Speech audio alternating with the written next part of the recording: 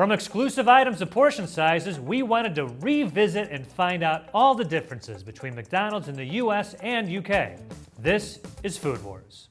It has been 4 years since we made the first US versus UK McDonald's video, and a lot has changed since then. That episode became extremely popular. Millions of views, a cultural moment if you ask me. And not a week has gone by that someone has pointed at my face in public and told me that Food Wars is their favorite show on BuzzFeed. Close enough. Things have come and gone for the menu, prices have changed, and somehow Joe looks exactly the same. Yeah. I may look the same, but trust me, my cholesterol is a nightmare. So we're gonna go ahead and compare McDonald's again with some fresh twists. Let's jump in. Drinks from a UK McDonald's come in 3 sizes: small, medium, and large. Our medium drink in the UK is now what our large used to be. In the US, our fountain drinks come in 4 sizes. The smallest is the kids or extra small. Then we have the small, the medium, and the large. Our large cup size shrunk. Let's double check how much both countries are getting in a large soda. So it turns out a large UK McDonald's fizzy drink is now 600 millilitres, and that was without the ice. Maybe get a few more mils out of that. Or not. 600 millilitres. When we first shot this 4 years ago, an American small was almost the same size as a UK large. However, it does seem like we're slightly catching up with America, and now our large soda is closer to an American medium. UK fries come in 3 sizes: small, medium, and large. US fries also come in 3 sizes: small, medium, large. Last time we did this, the US large was 46% bigger than ours. Let's see if that's still the case. Let's see what we got here. That's actually really impressive. They've given us exactly 130 grams of fries, which is exactly what we got in 2020. Now we're at 183. That's a difference of 7 grams. What is 7 grams worth of fries?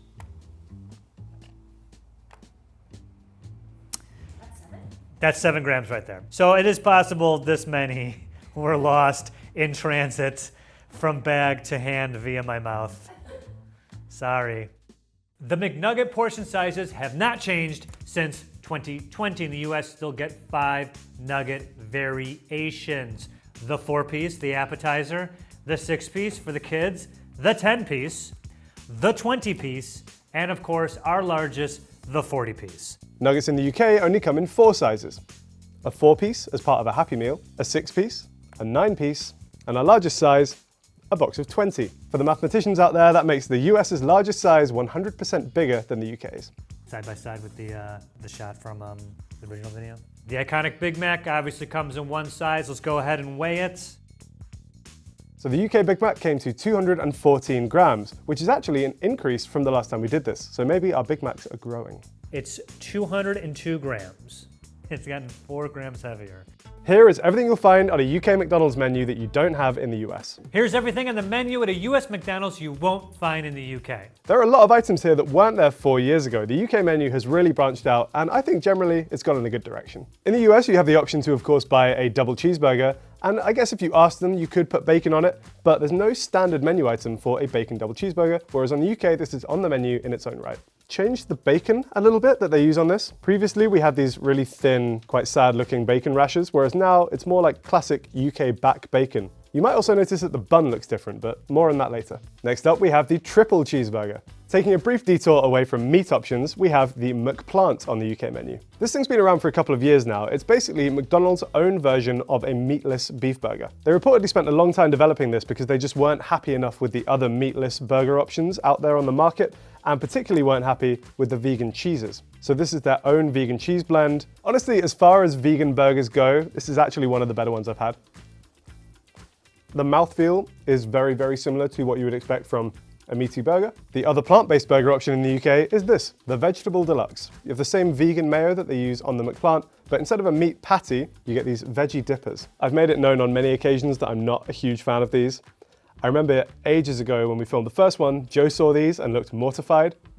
Off with this. Yo, this sucks ass, dude. We also have 2 limited time offerings on the menu at the moment. We have a quarter pounder with cheese deluxe and a double quarter pounder with cheese deluxe. Apparently in the UK, when deluxe is concerned, that means you're adding lettuce, mayo, and tomato to a burger. I'm a really big fan of the classic Quarter Pounder, and I think what it really does well is simplicity. And I think by adding more things, particularly that tomato slice and also the lettuce, I think you're actually veering away from what makes a Quarter Pounder a Quarter Pounder. I'm pretty sure the US has deluxe Quarter Pounders as a permanent menu item. Yes, we actually do have the Quarter Pounder Deluxe. Looks to be the same, right? Let's get a look at that. It's got lettuce, more lettuce, tomato, onion. I think you'd be hard pressed in this country to find a fan of the Quarter Pounder with cheese who's like, I wish it had a slice of tomato and lettuce and swimming in mayo. In the middle here we have this meat monstrosity. It's a double Quarter Pounder with cheese and bacon. What was Michael Jordan had his own signature burger in the 90s. I think it was a Quarter Pounder with cheese with bacon. This is so good. I think the bacon on the Quarter Pounder, genius idea, should be available all the time. Right, next up, we have the McDouble. Now, you in the UK are looking at this and thinking, oh, a double cheeseburger, we have these, and not so fast. This is a McDouble. What's the difference? One less slice of cheese. Why does this exist? Who is like, oh, there's too much cheese in this double cheeseburger? It's never been said out loud. Does anyone want to defend this versus the double cheeseburger? The McDouble, which is my personal favorite burger at McDonald's. I'm curious to know who would get this over a double cheeseburger. Yum. Next, we're on to the chicken options. Now, we have some exclusive items in the UK when it comes to chicken, but also some differences that we wanted to point out between similar things in the US and the UK. For example, here is a UK McCrispy. In the UK, a McCrispy is a breaded and fried chicken breast. You have this sourdough-style bun with lettuce and mayo. In the UK, I'd say that lettuce and mayo are pretty much your standard toppings for a chicken sandwich. Is that the case in the US, Joe? I wouldn't say so, Harry. The McChicken has lettuce and mayo. But in America, as we segue into chicken sandwiches, here's the McCrispy, has nothing except 2 pickles. Nothing. No. I'm getting nothing. It doesn't taste like Southern fried chicken. It doesn't taste like really fried chicken. It's a flavorless, bland, fried piece of chicken. They do also have a spicy McCrispy.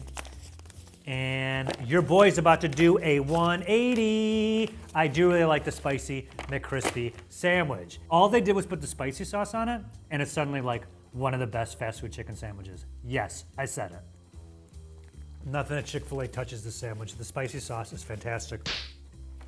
That's a good sandwich. Oh man. In the US, an exclusive twist to the chicken sandwich can be ordered as a deluxe version. Just like the Quarter Pounder with cheese, you can also have your McCrispy ruined with stuff you didn't want in the first place. Lettuce, tomato. I would definitely get the deluxe over the plain, but the deluxe is just fine. But this is great. Also want to point out you can get the spicy McCrispy as a deluxe sandwich as well. Another limited time menu offering that we have in the UK right now is the Chicken Big Mac. As the name suggests, it's basically a regular Big Mac, but the beef patties have been swapped out for what are effectively chicken mayo patties. It's a bit more like a chicken nugget in terms of texture and flavor, but you still have all the other components of a regular Big Mac, including the sauce, the cheese, the pickles, the onions, the lettuce. I do think you could also just put Big Mac sauce on anything and I would like it. It also looks really similar to the chicken Maharaja Mac that Nick Hill tried in the India season, although I imagine this one has a lot less flavoring. The UK also has a spicy chicken sandwich option, but we call ours the McSpicy, which I think is a better name than the spicy McCrispy in the US. The McSpicy is okay. I think it misses out on a couple of things that make the McCrispy really good. For example, you don't have that sourdough style bun, you just have the standard bun. The mayo I think is also slightly different. This is just a very standard mayo, whereas the McCrispy uses this kind of buttery mayo. And I think in terms of the heat, all they really do is just kind of like run this through some chili powder. Sticking with the chicken options, in the UK you'll find chicken selects. These are basically just chicken tenders. They're slightly fancier than the nuggets, and as such they come with like slightly upgraded versions of the sauces, but again, more on that later. Here we have the mayo chicken. Ooh, they've burned the bun. I really like the mayo chicken. It's like a savor menu staple. In my mind, it's just like a smaller and cheaper McChicken. We also have a bacon mayo chicken, and as the name suggests, it's the same thing, but with bacon. We're sticking with the UK for the time being because we have an entire product range that the US doesn't have. Wraps and salads. The wraps and salads disappeared from the menu here a few years ago, and good riddance. I've never enjoyed a wrap. Most of these involve chicken and bacon in various different combinations with different sauces. We'll start with the wraps. We have 3 meat options here, which involve chicken, which can either be had grilled or crispy. This is the sweet chili chicken one. Obviously, you can see the crispy chicken in there. You also have some salad. In this case, it's cucumber and lettuce. And then in this one, you have some mayo and a chili sauce. We also have a Caesar and bacon crispy wrap, the barbecue and bacon chicken wrap, and the spicy veggie one. Instead of the chicken pieces, you have veggie dippers in there. I will say I don't often order the wraps, but they are pretty popular. I think partly due to the Wrap of the Day campaign, which has been running for a long time now. Basically, depending on which day of the week it is, one of these wraps will only cost £1.99, which is still a pretty good deal. I don't know how they've kept that running for the entire 4 years we've been doing this, but hey, I'm glad they have. And then for the salads, we have 3 options. We have a chicken and bacon salad, we have a chicken salad, and we have a side salad. I'm realizing now the UK seems to have more exclusive items than us, which is interesting and was not the case back in 2020.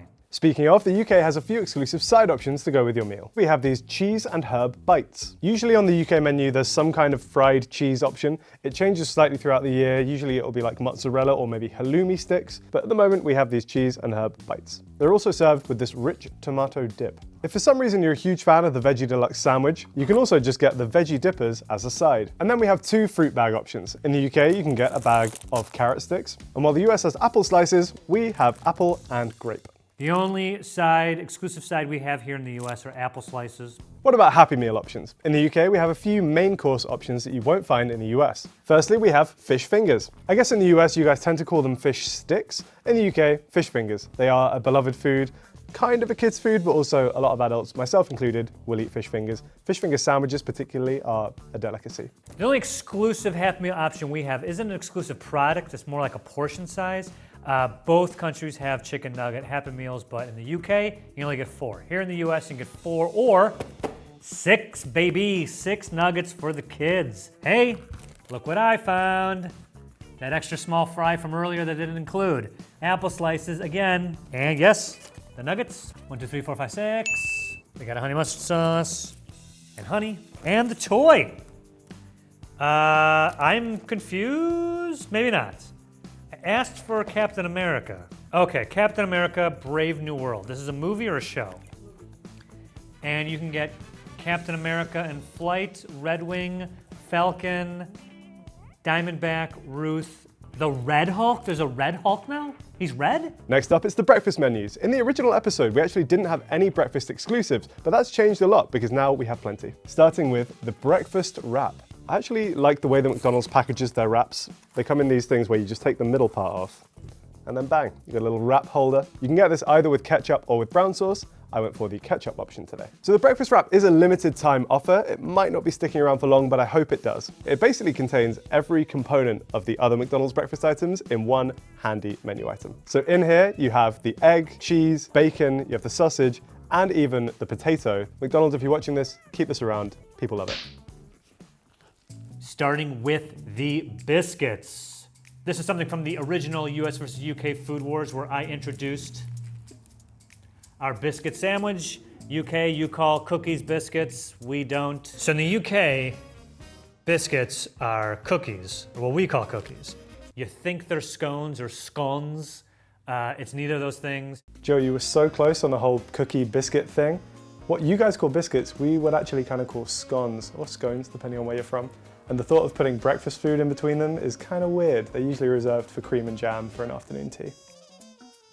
Man, me as a breakfast biscuit, set the tone early on for Food Wars graphics. Love that one. We get all of our breakfast sandwiches in biscuit form.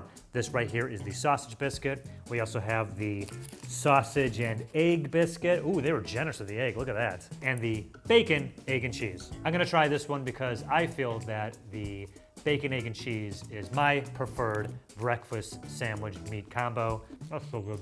The drawback is it's so dry. Next up, we have the Mighty McMuffin.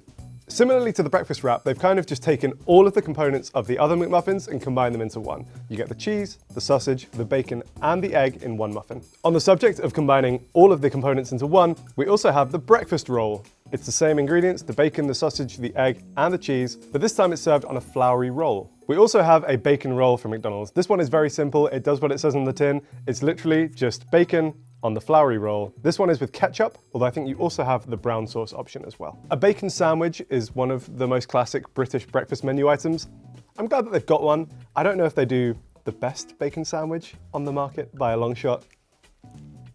It's a lot of bacon, it's dense. We've been doing this show for 4 years, and for 4 years I've been singing the praises of the McGriddle. I am McGriddle's #1 fan, and I love to say it. These are the McGriddles. Folks, if you're just joining us, McDonald's took a breakfast sandwich. They're like, get out of here, bread, and hello, mini pancakes. And while we're at it, we're gonna inject syrup inside of them. Let's get a look at that M there so you know where they're from. Let's take a look on the other side. Injection points of the syrup. I love these things. Once again, bacon, egg, and cheese. Gotta try it. American food engineering at its finest. These have a 100% hit rate. Every time I have them, they're great. I love how Joe's love for McGriddles hasn't wavered at all since the first episode 4 years ago. He's still their #1 fan. I have now tried them, and I have to say, they are pretty good. I don't know if they're quite as good as Joe thinks they are, but they're good, and I kind of wish we had them here.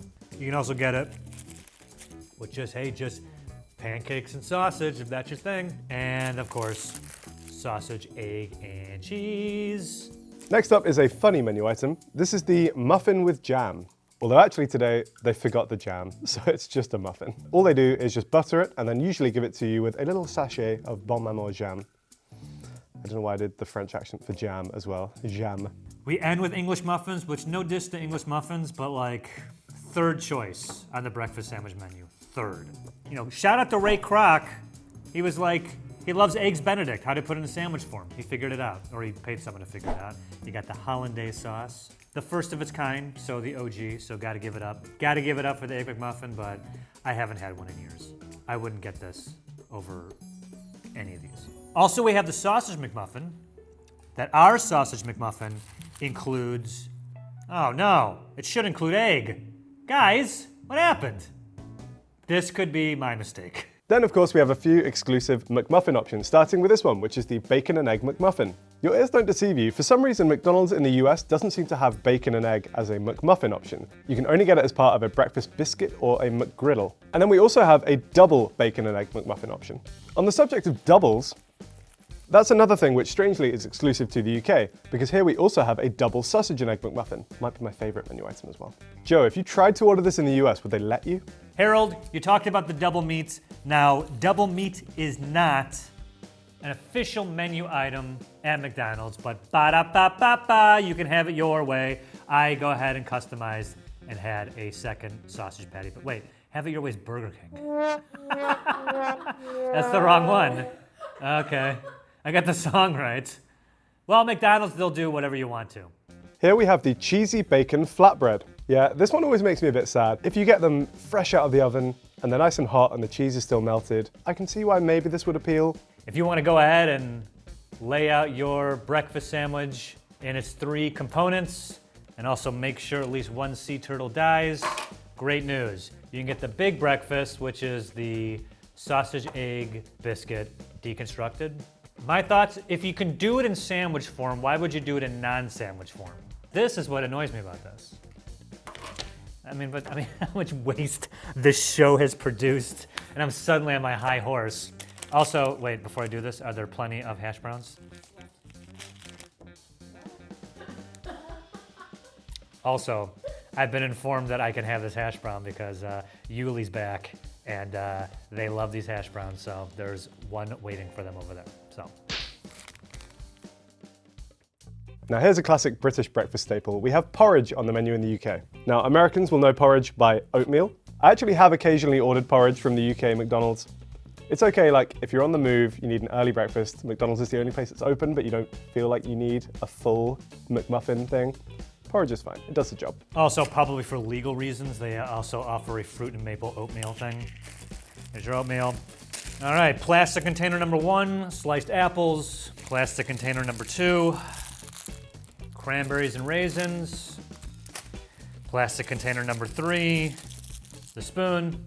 And it all comes in plastic container number 4. If you can't eat all of it, don't worry. Plastic container number 5 makes it portable. So do something for the environment, have some fruit and maple oatmeal. In the US, the sausage burrito. Look, this isn't a burrito. Just want to make that up top. I don't know, it's closer to a taco, but it's not really a taco. I think that this gets like an F as far as what's in it, how they produce it, everything about it. That being said, I absolutely love this thing. I get these all the time. I'll get This is embarrassing. When I get a McDonald's breakfast, I always get one of these on the side. I'm so ashamed. But also their Mexican style salsa, which is not Mexican or Mexican style. And I don't know if you can legally call it salsa, but yo, it's so good. I love this so much. That brings us to everyone's favorite segment, Sauce Talk 2024. Sauce Talk. Firstly, we have that rich tomato dip, which is usually served with the cheese bites. It is pretty similar to the ketchup, but like a little more herby, maybe, a little more tangy. More along the lines of a marinara rather than a ketchup. We got exclusive sauce in the US, starting with a savory, allow me to pronounce this wrong, McDonald sauce. Take McDonald's, flip the M over, make it a W. Here's what I know about this limited edition sauce that I totally couldn't get my hands on. For years, anime shows like Cowboy Bebop and Sally the Witch have kind of, let's just say, skirted copyright issues by instead of featuring McDonald's, flipping the W and making it McDonald's, a made-up thing. Well, McDonald's saw this in pop culture and was like, we're gonna go ahead and steal that back by making a sauce with that logo. I think even the ad campaign has those animations in it, right? All I know is the sauce is completely gone. One cup like this, so this size of the sauce, is going between $3 and $7 on eBay here in the US. Doesn't sound like that much, but I wanna say that's like a what, infinity markup, because these things are free. This one is a balsamic dressing. This comes with the salads. It's actually not bad. And you also get mayonnaise, we don't have. Yellow mustard, don't have. Honey mustard. Man, honey mustard just took over in the 90s. Suddenly it was everywhere and everyone thinks it's so great. I do like honey mustard. Next up, we have one of my personal favorites, which is the sweet curry dip. So good. It really is quite sweet, I will say. Spicy buffalo. This is, I think, is what you're supposed to dip your bland, dry chicken sandwich in. I don't think this is the spicy sauce. That's very good. Not too spicy. Good call on this one. We actually have two barbecue dips in the UK. This one is just a classic barbecue dip. Again, comes in the unflashy packaging and is free. It's okay, it's a little like acrid, maybe. Then we have a couple of slightly fancier dips, which are designed to be enjoyed with the chicken select, but can still be purchased with anything else. If you're not getting the selects, these ones will actually cost you money. And we'll start with the smoky barbecue dip. It's a bit thicker and gloopier. It's basically just a much better version of the regular barbecue dip. I actually do think if you're a big barbecue sauce fan, it's probably worth paying the difference and getting the fancy barbecue dip versus the cheap one. Creamy ranch, guys. Ugh, it's country and ranch, I swear to God. Tastes like all other ranch, because it all tastes the same. That's right, Hidden Valley. Personal favorite of mine, sour cream and chive. Really tangy from that sour cream. There is a third one of these fancy dips, which is a sweet chili dip, which unfortunately they forgot today, but it's really good. We love our sweet chili here in the UK. And then I guess the golden syrup that comes with the porridge could count as a sauce, so for science, let's try that with a chip. I expected that to suck. It's actually not that bad. And honey. Am I gonna taste honey right now? Tastes like honey. We got good sauces here in the US. It's dessert time. We'll start with a few exclusive McFlurry options. Firstly, we have a limited time Biscoff McFlurry. And as another limited offer one, we have this Galaxy Chocolate McFlurry. For those who don't know, in the UK, there's kind of a war between Galaxy and Dairy Milk chocolate. Dairy Milk is owned by Cadbury, Galaxy is owned by Mars. I enjoy both. I'm a diplomat, you know. And hey, the ice cream machine was working today. That's the main winner. Another exclusive McFlurry in the UK is Smarties. And then our final exclusive McFlurry option are these Maltesers McFlurries. I feel like we should also compare the packaging here, because in the UK, they've recently made a move to get entirely recyclable McFlurry packaging. As you can see, this is actually made of paper, and even the spoons now are paper too. Apparently the only exclusive McFlurry we have is the M&M's McFlurry. Let's take a look at that packaging. Paper, which is more recyclable, but still plastic top. But when mini M&M's came out, I was like, who cares what size they are? But actually mini M&M's I like more than regular M&M's. The candy shell to chocolate ratio is more in favor of the candy shell, which I like. And that you can taste in the McFlurry. These are two classic sundaes, fudge, caramel. Can't believe you guys don't have these. These have been around since I've been around. It's good that they make it clear so you can scrape the sides so you know where all the pockets of caramel are. Whatever the caramel they use in this, it's maybe my favorite caramel. I have many caramel opinions. But this tastes like real caramel, but the stuff they use in those coffee drinks tastes like artificial. And of course, fudge. I mean, dude, shout out to this McDonald's. This is generous fudge, right? It's normally not this much. Wow. Maybe they knew.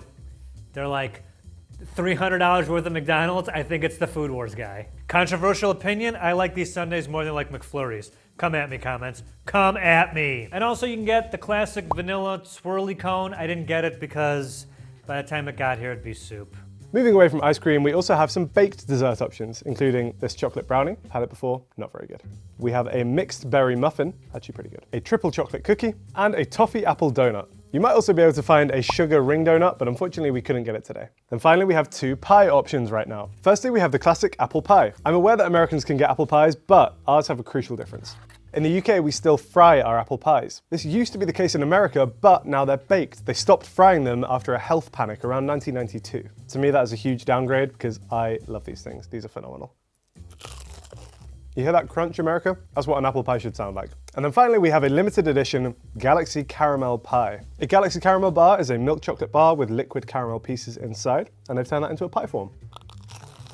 They've kind of turned the dough into like a chocolate pastry. It's fine, I'm just very loyal to the apple pie. The dreadful baked apple pie. Boo! Congratulations, UK, yours are still fried. Ours is baked. There's one McDonald's in Downey, California that's about a 30-minute drive from where I currently am that still fries them. One of the few that still fries them is also one in Hawaii. I've been to the UK, I have had the fried apple pie. It's much, much better than the baked. This is okay. I think that they should have the fried and let us decide. Chocolate chip cookie. We have a few hot drink options in the UK that you don't have in the US. We have a flat white. A flat white is kind of similar to a latte, but has kind of a creamier consistency to it, and is usually slightly smaller. At a UK McDonald's, you can also just get an espresso. And of course, this being the UK, you can get an English breakfast tea. I think they use PG Tips branded tea bags. I won't give you my full tier list of teas right now, but PG Tips is pretty good for me. Here in the US, we have a bunch of exclusive coffee options at McDonald's. We'll go ahead and review some of them. I clearly didn't get all of them. Starting down here, caramel macchiato. This has been a through line of this entire show. We do coffee drinks. I talked about this at length with Starbucks. Is it actual caramel or caramel flavor? It just tastes really plasticky and chemically to me, and that is no exception. Not good. Then we also have the caramel cappuccino. The caramel flavor is not as pronounced on these as some other fast food caramel drinks, but still, I don't like that. This one right here is the French vanilla cappuccino. Maybe I'm being biased, but I really don't like cappuccinos. What I don't like is like the hot milk drinks, which a lot of these have. I just think it's hot milk. I want coffee. That's so funny I just said that because I took a sip of that. That's actually pretty good. That's actually very good. Okay, I would get that, I like that. I flip and I flop. That's the show, all right? The premium roast coffee. Harry asked if the premium roast coffee is just regular roast coffee, and that's what it is. We just call our coffee premium roast coffee. Maybe it sounded a little bit fancier. I do like McDonald's coffee. I do like it. It's pretty good. You can also get any of these hot drinks in iced form. Let's get that list on the screen. Ba-bam. One iced drink I did get is the Mocha Frappe, because they can't say Frappuccino, because that is a trademarked term by Starbucks. Not the biggest fan of Frappuccinos. I don't like this thing that happened sometime in the past 20 years where suddenly it's acceptable to have milkshakes in the morning. That's what this is. It tastes like chocolate. I like it just fine, but come on, guys. I mean, it's good, but it's like, how am I supposed to drink that and not A, have a headache by 11 a.m., and B, do absolutely no work? I'm working right now, believe it or not, so I can't drink this. Already I'm like, I think we're done with this video. That's all it took. And last and honestly least, you can get at McDonald's, for some reason, hot tea. Wah, wah. But here it is. They give us a cup of hot water and their McCafe tea. They don't even have some brand. They have their own brand of tea. Finally, we have the exclusive cold drink options. We have a McCafe iced beverage, which is a frozen strawberry lemonade. When this arrived, it was entirely ice and looked kind of like a slushie and was very cool. It has now melted, but also it's like retained that color gradient. Looks kind of like a tequila sunrise. I'm here for it. Gotta say, actually really do like these. Hadn't really ordered these until I started doing Food Wars. And now, nice little refreshing summer beverage in the rotation. Next up, we have Coke Zero. Now, correct me if I'm wrong, Joe, but I didn't see Coke Zero on the US menu. I just saw Diet and Regular, which we also have. There is no Coke Zero at the US McDonald's. We do have Diet Coke. Yeah, Diet Coke has its own flavor. I guess Coke Zero is an attempt to taste exactly like Coke and not have sugar or high fructose corn syrup. Diet Coke does not taste like Coke.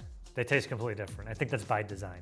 In a similar vein to the Coke Zero, we have a couple of other Zero beverages, including a Sprite Zero, a Fanta Zero orange flavor, and an Oasis Zero summer fruits. For the Americans who haven't tried an Oasis before, it's a still, so uncarbonated beverage, and it's kind of like a squash. It's like a summer fruits mixture, kind of diluted with water. Pretty tasty. We also have this Robinson's Fruit Shoot. These are great. These were like a lunchbox staple when I was growing up. It's again kind of like a squash, so a diluted fruit concentrate. This one is again flavored with apple and blackcurrant. And finally, we have an exclusive milkshake. Now, in the US and the UK, you can get chocolate, vanilla, and strawberry, but in the UK, we have a banana flavor milkshake. It's got that really artificial banana flavor that we all know and love. If you don't know why that's the case, go Google banana apocalypse. It's really interesting. What you won't find in the UK is Dr. Pepper. I'm not getting it. You know what Dr. Pepper is, though. You have it in your country, you just don't have it in your McDonald's. One thing we do have that you guys probably are wondering about, this bright orange thing, is the High C Orange Lava Burst. This is commonly referred to as orange drink. Hang on. It's not juice. It is not juice. There is no fruit in this. We just call it drink because we don't know what to call it. We also have a frozen Coke and a frozen Fanta Raspberry Blue. We've done the frozen Cokes and frozen Raspberry Fanta things so many times on this show, and by the time we get them, by the time we shoot, the whole thing melts. It's a disgusting mess. It doesn't look good. It tastes terrible. Not doing anymore. I'm saving it. You know what they look like? It's a Slurpee. Over here, though, strawberry banana smoothie. Yeah. Oh man, it's so good. The next one we got here, lemonade. The American style lemonade, not carbonated, not like Sprite. It's its own thing. Next to it, we have sweet tea. Tea with, I don't know, 2 pounds of sugar in it, I think. Sweet tea's nice. There's also unsweetened iced tea. The Honest Kids Organic Happily Ever After instead of Happily Ever After. And chocolate milk.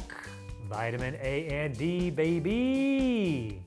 At this point, we wanted to take a moment to recognize some of the menu items that we've lost since we first started filming Food Wars back in 2020. And to remember some of our favorite menu items that we've lost along the way. For me, the biggest loss has been the buttermilk crispy chicken sandwich. It was taken off the menu in 2020 when COVID forced McDonald's to reduce the menu. The McCrispy has since taken its place, but it's not the same. And it's not just me. People miss the original so much that there is a change.org petition campaigning for its return, and I urge all of you to sign it. It's what the buttermilk crispy chicken sandwich would want. They also strike the buttermilk crispy chicken tenders, also fantastic, also gone. The lost menu item that I missed the most is also a chicken sandwich option. It's the Chicken Legend. Particularly the hot and spicy mayo version of the Chicken Legend used to be my favorite thing on the menu, and sadly was lost in October 2022 when McDonald's introduced the McCrispy. Issuing another plea to anyone from McDonald's who's watching this, if you're watching this, please bring it back. Here are some other menu items that we've sadly lost along the way.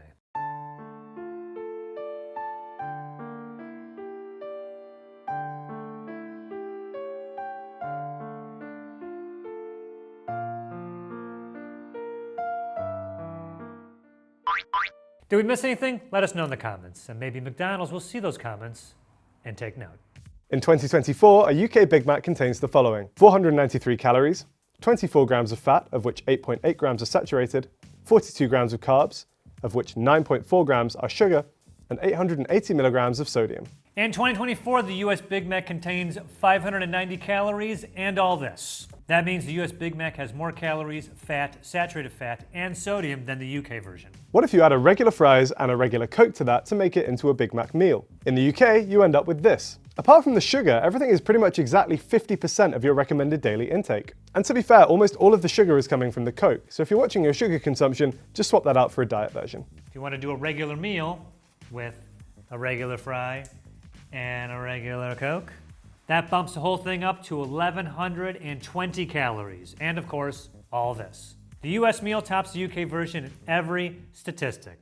The biggest difference are in the saturated fats and sugar. Although I want to point out that the sugar is probably because of the Coke, which is way bigger than theirs. 4 years ago, when we made the first US versus UK McDonald's episode, we looked at the nutritional values of a large Big Mac meal with a chocolate shake. Back then, one of those in the UK came to 1,440 calories. That same meal today actually comes to 1,405 calories, meaning that McDonald's in the UK has found a way to shave 35 calories off the meal. Back in 2020, a US large Big Mac meal with the chocolate shake came to 1,870 calories, which is 93.5% of your recommended daily intake.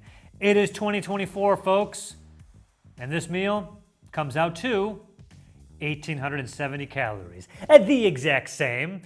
Say what you want about McDonald's, they are consistent. In 2024, a UK Big Mac contains 56 ingredients. Here's what that looks like. A US Big Mac consists of 68 ingredients. That's a 21% increase compared to the UK list. Here's the full list. The main difference is in the bun. Ours is 31 ingredients compared to 19 in the UK's. Some noticeable differences include malted barley flour to give the bun a darker golden color and improve the fluffiness. Soybean oil, which is a very common cooking oil in the US due to being a major US crop which isn't really grown in the UK. Folic acid, which is also known as vitamin B9, that's mostly commonly used as a pregnancy supplement. Other notable differences in the ingredients come from the pickles found in the Big Mac. In the US, our pickles contain polysorbate 80, an emulsifier. It's fairly common in the US foods, but studies have found that it may promote tumor growth in lab mice. Give me my guy. There's one ingredient in the UK Big Mac that's not found in the US version. Chalk. Chalk, or its scientific name calcium carbonate, is added to UK flour to ensure that Brits get calcium in their diet. What about the fries? McDonald's fries in the UK contain just 3 ingredients: potatoes, oil, and salt. Surely that's all you need to make fries, right? Wrong. McDonald's in the US contains 6 ingredients, or 9 if you count the multiple frying oils used. Canola oil is just what we call rapeseed oil over here in the US. But what about those other differences? A lot of them come down to a change McDonald's made to its fries back in 1990. McDonald's used to deep fry its fries in beef tallow, but stopped doing this after a public health campaign against it. They replaced the beef tallow with a mixture of vegetable oils. Not only did this cause them to lose that gently beefy flavor that they had, but ironically, it might have made them less healthy for consumers. This is because the new vegetable oil mix used ended up containing more trans fats than the beef tallow it replaced. This led McDonald's to change the oil recipe again in 2007 to eliminate trans fat, resulting in the oil blend they use today. What about those other ingredients? Sodium acid pyrophosphate is added to stop the potatoes from discoloring during the prep stage of cooking. That might be why US fries tend to look more visually appealing than those in the UK. Check these out, UK. Not like those floppy ones you got over there in the UK. Look how stiff these are. Thank you, sodium acid pyrophosphate. And the natural beef flavoring ingredient? As you might be able to guess, that's something McDonald's added in an attempt to recreate the taste of the old fries. We did a fast food chemistry episode where we did make the fries with beef tallow, and I gotta say, they were amazing. Wasn't even close. The beef fat fries, way better. While we're looking back at the old episode, it's also worth noting that some of McDonald's ingredients have changed since we shot back in 2020. The fries in both countries have remained the same, but McDonald's has recently rolled out a bunch of changes to both the way it cooks its burgers and the ingredients used. These changes are being rolled out in the UK, the US, and Australia. Here's the US Big Mac bun ingredients list from 2020, and here's the new list. That's a total of 11 new ingredients. McDonald's describes this new bun as having a buttery brioche-style recipe for a soft and pillowy textured bun. And this does check out. Most of those new ingredients are proteins and starches that are aimed at improving the texture of the bread without adding eggs and butter like a traditional brioche would. Here's the 2020 Big Mac bun recipe. And here's the 2024 Big Mac bun recipe. McDonald's has removed monocalcium phosphate, calcium propionate, and deactivated yeast from its recipe, but it's added potato starch, pea protein, dextrose, maize starch, and natural flavorings for a net increase of 2 ingredients. I actually got a side-by-side comparison of the old and new burgers at the McDonald's UK headquarters, and I gotta say, side by side, there is a stark difference. The new bun looks a lot glossier and a little bit darker as well. You can really tell that they are toasting them for longer. Taste-wise, I do like the new one. I think the texture is good. It's got more of a bready feel to it rather than a spongy feel. Although I'm not a huge fan of the kind of buttery flavoring that they've added, particularly with the Big Mac, which is already a little bit sweet thanks to the sauce. Other changes include toasting the bun for longer, giving the burgers a tighter sear in the grill to lock more moisture in, and leaving things like lettuce out of the fridge in a shorter time to help retain its crunch. I gotta say, this might be the first time I've had a Big Mac since they've changed it. Seems like it's more sauce. Half a piece of cheese! Half a piece of cheese! What? Seems like there's a lot more sauce on it, so it's hard to tell. But this is the bun. This is a new bun. It definitely has a crust, the crust of it has a stronger flavor. It still tastes great. I'm a little startled by the cheese thing though. Let's take a look at some of McDonald's prices. Here are some current prices in London in 2024. A Big Mac is £4.49, a regular Big Mac meal is £6.69, 20 chicken nuggets will set you back £5.99. Here's how those items stack up right now in the US. A Big Mac is $5.79. A regular Big Mac meal, $10.19. And 20 chicken nuggets, $8.99. One of the biggest differences is the Big Mac meal, which is 20% more expensive over here. We also wanted to check how much the prices have increased since we shot the first episode in 2020. Here are some 2020 UK prices. The Big Mac was £3.19, and the regular Big Mac meal was £4.89. 20 chicken nuggets cost £4.59. We also used to have a saver menu, which had many things costing around £1 or less, including a cheeseburger for 99p, a hamburger for 89p, and a McFlurry for 99p. So that means that in the past 4 years, prices have increased by this much in the UK. 40% for the Big Mac, 36% for the Big Mac meal, and 30% for the 20 chicken nuggets. While we still technically have a savers menu, there is no longer anything on there that costs less than £1. A plain hamburger will now cost you £1.19, a McFlurry is £1.69, and a cheeseburger £1.39. According to the Bank of England, inflation from 2020 to now should have been around 21%, meaning that on average, McDonald's prices have risen 15% above inflation. Here are the 2020 prices in the US. The Big Mac was then $3.99, a regular Big Mac meal was $5.99, and 20 chicken nuggets were $5. That means prices have risen this much in the last 4 years. The Big Mac is 45% more expensive, the regular Big Mac meal is 70% more, and the 20 chicken nuggets, 80% more.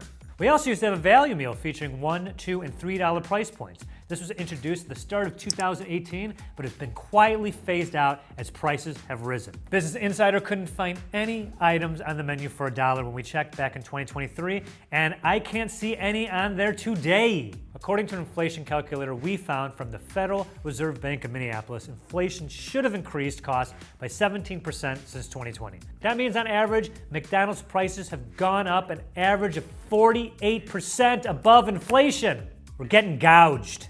It gets even worse if you go as far back as 2014 and look at the last 10 years. According to Finance Buzz, McDonald's prices have risen on average 100% in the US. The worst offenders being the McDouble, which went from $1.19 to $3.19, and the medium fries from $1.59 to $3.79. What? We're filming this in the middle of May, right before McDonald's releases a limited $5 meal for June. That meal will include either a McChicken or a McDouble, small fry, 4-piece nugget, and a small drink, all for $5. Excuse me. Ha ha ha ha ha ha ha. They're gonna give us this and be like, great news, this is only $5. This shouldn't be $5. I bet without the drink, I could fit all 3 of these in my mouth at once. I'm not going to, but I feel like this is 2 bites, this is 2 bites, this is 3 bites. Okay? Laughable, McDonald's.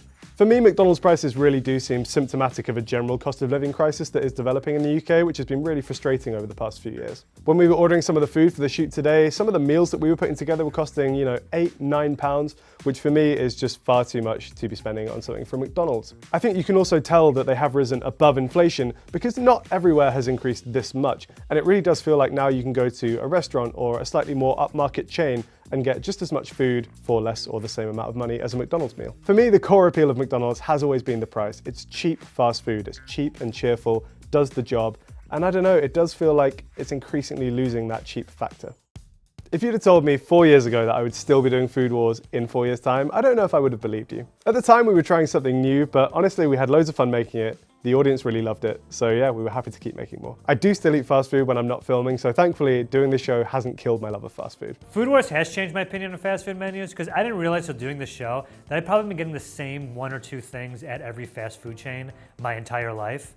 So this show gave me an opportunity to try just about everything on every fast food menu item. And yeah, I know I've dogged on a lot of stuff, but I've also been pleasantly surprised by some things I normally wouldn't have gotten before. So it's been cool to be able to try all the different fast food and snacks and stuff I wouldn't normally get to be like, oh, that's what that tastes like. Now I know. Frequently asked questions from the viewer. One question that we get a lot is, do we shoot these at the same time? And the answer to that is no. Usually I will shoot my part first, send the footage over to Joe, he'll shoot his side, and then also react to the stuff that we filmed. We also get asked a lot, what happens to the food when you shoot? The answer really is that we try and eat as much of it as we can on the shoot day, which is myself, the crew as well getting involved, also donating it to friends, family, and sometimes charities as well in the local area. We try and minimize the amount of food that we throw away because we have to do big orders for this show. The food after we're done shooting, everything I bite we throw out, everything I haven't bit, the crew kind of divvies up against himself, and everything left over we donate. What about some big picture stats for McDonald's? According to Statista.com, McDonald's had 39,198 stores worldwide in 2020. The number by the end of 2023 was 41,822. So despite the pandemic, McDonald's has managed to steadily increase its store count across the globe in the past few years. While over a number of stores have increased, McDonald's is actually available in fewer countries today than it was 4 years ago. As of when we're filming this, McDonald's has pulled out of Russia, Belarus, and Kazakhstan as a result of the ongoing conflict in Ukraine. The Russia-Ukraine conflict isn't the only one that's impacted McDonald's. The company faced backlash and a boycott after its Israeli franchisee donated meals to the IDF amidst the ongoing Israel-Hamas war and Israel's subsequent military operations in Gaza. In response, McDonald's has actually agreed a deal to buy back its franchises in Israel from the license holder Alonial in an attempt to rebuild its image in the Middle East and around the world. McDonald's also pulled out of Bosnia and Herzegovina after its license to operate in the country was revoked at the end of 2022. 4 years ago, we compared US and UK KFC, and since then, a lot has changed. Many of our favorites have disappeared from the menu. Some new favorites have emerged. Prices have gone up, and some might say the quality has gone down.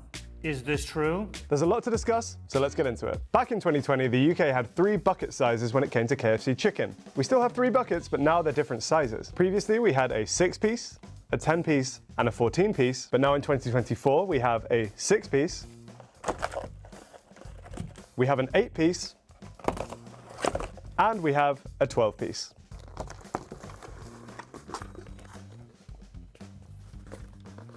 However, the 10 and the 14-piece do still exist. Now they're just bargain buckets which can only be ordered with sides. Same as in 2020, we have buckets of 8 pieces. 12 pieces. 16 piece. Stop. Stop. All right. It's a lot of chicken. Recently, KFC customers have taken to the internet to complain about the supposed shrinking of their chicken pieces across the past 4 years. Obviously, this is difficult to prove because chickens vary in size. As far back as 2021 in our US versus Japan episode, Joe found a questionably small thigh piece, for example. Come on, guys. This isn't whatever this is supposed to be. So we here at Food Wars want to help all KFC customers. What we're going to do right now is find the average weight of each chicken piece. So in the future, you can check the weight of your chicken against our average. So first thing we'll do, the obvious one's the legs. This looks like an average leg, right? 5 American chicken, what are these, drums? Our breasts average 160 grams, so our thighs on average were 113 grams, and our wings average 75 grams each. Nice, KFC. We only found 4 keels in our entire chicken order today, but we'll weigh 4 of those. The keel average was 114 grams, so our wings and drums are like a touch bigger, but everything else is way smaller. Interesting, KFC. Interesting. So here are the average weights for both countries' chicken pieces at KFC. Bookmark it, screen grab it, share it to your friends. If your chicken weighs less than this, you might be getting ripped off. One major shift for KFC since our original episode is the now signature menu item, the KFC chicken sandwich. Tested in 2020, but rolled out across the US after our episode in 2021, this was KFC's response to the Popeyes versus Chick-fil-A Great Chicken Sandwich War. Starting in 2019, Popeyes and Chick-fil-A saw huge growth thanks in part to chicken sandwich sales. So KFC and roughly 20 other chains eventually jumped into the mix. Took them a minute, but when it was released, KFC reported selling over twice as many as its previous sandwiches and said to have had a hard time keeping up with the demand. Personally, I love this sandwich. Let's see how much it weighs. Our chicken sandwich, 245 grams.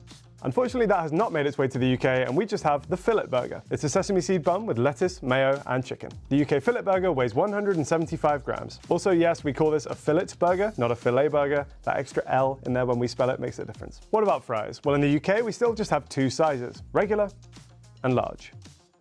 KFC also still has two fry sizes, the original and the large. Our largest fry. Our large fries weighed 171 grams, so we've actually got more compared to 2020.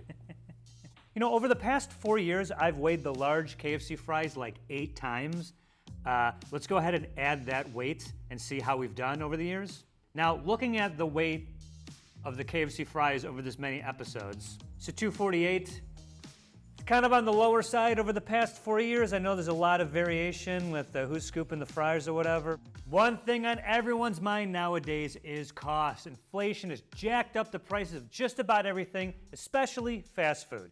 Take this 16-piece meal. A 16-piece bucket of chicken with 4 sides in 2020 was $43.99. In 2024, $49.99. A $6 or 13.6% increase over the past 4 years. Back in 2020, we were able to get a 14-piece party bucket for $32.99. That included the chicken, 4 regular fries, 2 corn on the cobs, a large gravy, large beans, and a large drink. That specific deal is not available anymore, but ordering those exact same items not as part of a deal nowadays will cost you £32.85. So that's actually a 0.45% price decrease. The pre-vamped crispy kernel sandwich in 2020 was $4.99. Today, the famous KFC chicken sandwich is $5.99. That's $1 or 20% increase. A fillet burger in the UK back in 2020 set you back £5.09. The fillet burger now will cost you £5.99. A large fry, the large drink, this is a medium, imagine a bigger, and the famous bowl. All more expensive since 2020. Stop the madness! I'm sure my fellow Brits will be shocked to learn that a regular pot of beans was £1.59 4 years ago. Today the price is £1.99. That means the price has risen by a quarter in just 4 years. Since 2020, US prices went up 21.3%, and US wages went up 19.4%. The US federal minimum wage has been $7.25 per hour since 2009, but more than 30 states have increased that amount. For instance, in 2020, California's minimum wage was $12 per hour, and in 2024, it's $16 or $20 if you work as a fast food employee. DC, Washington State, Massachusetts, Maryland, and Connecticut are the other highest minimum wage states. It's fair to note that in the past 12 months, US wage growth has beaten inflation, but seemingly not by much. In April, growth was 3.9% versus inflation, which was 3.4%. Since 2020 in the UK, prices have gone up on average 21.7%. The good news is that base level wages in the UK have risen by 29.7%. Good for us. In 2020, the UK national living wage per hour was £8.72. That's risen to £11.44. Although I will say, I think middle earners in the UK are still kind of getting squeezed by the cost of living. In the US, these price increases have not made customers happy. In 2024, Yum Brands, which owns KFC, reported a 2% decline in KFC's same-store sales in the first quarter of this year. At the same time, Popeyes saw a 0.5% increase in same-store sales. Now, not great, but some growth.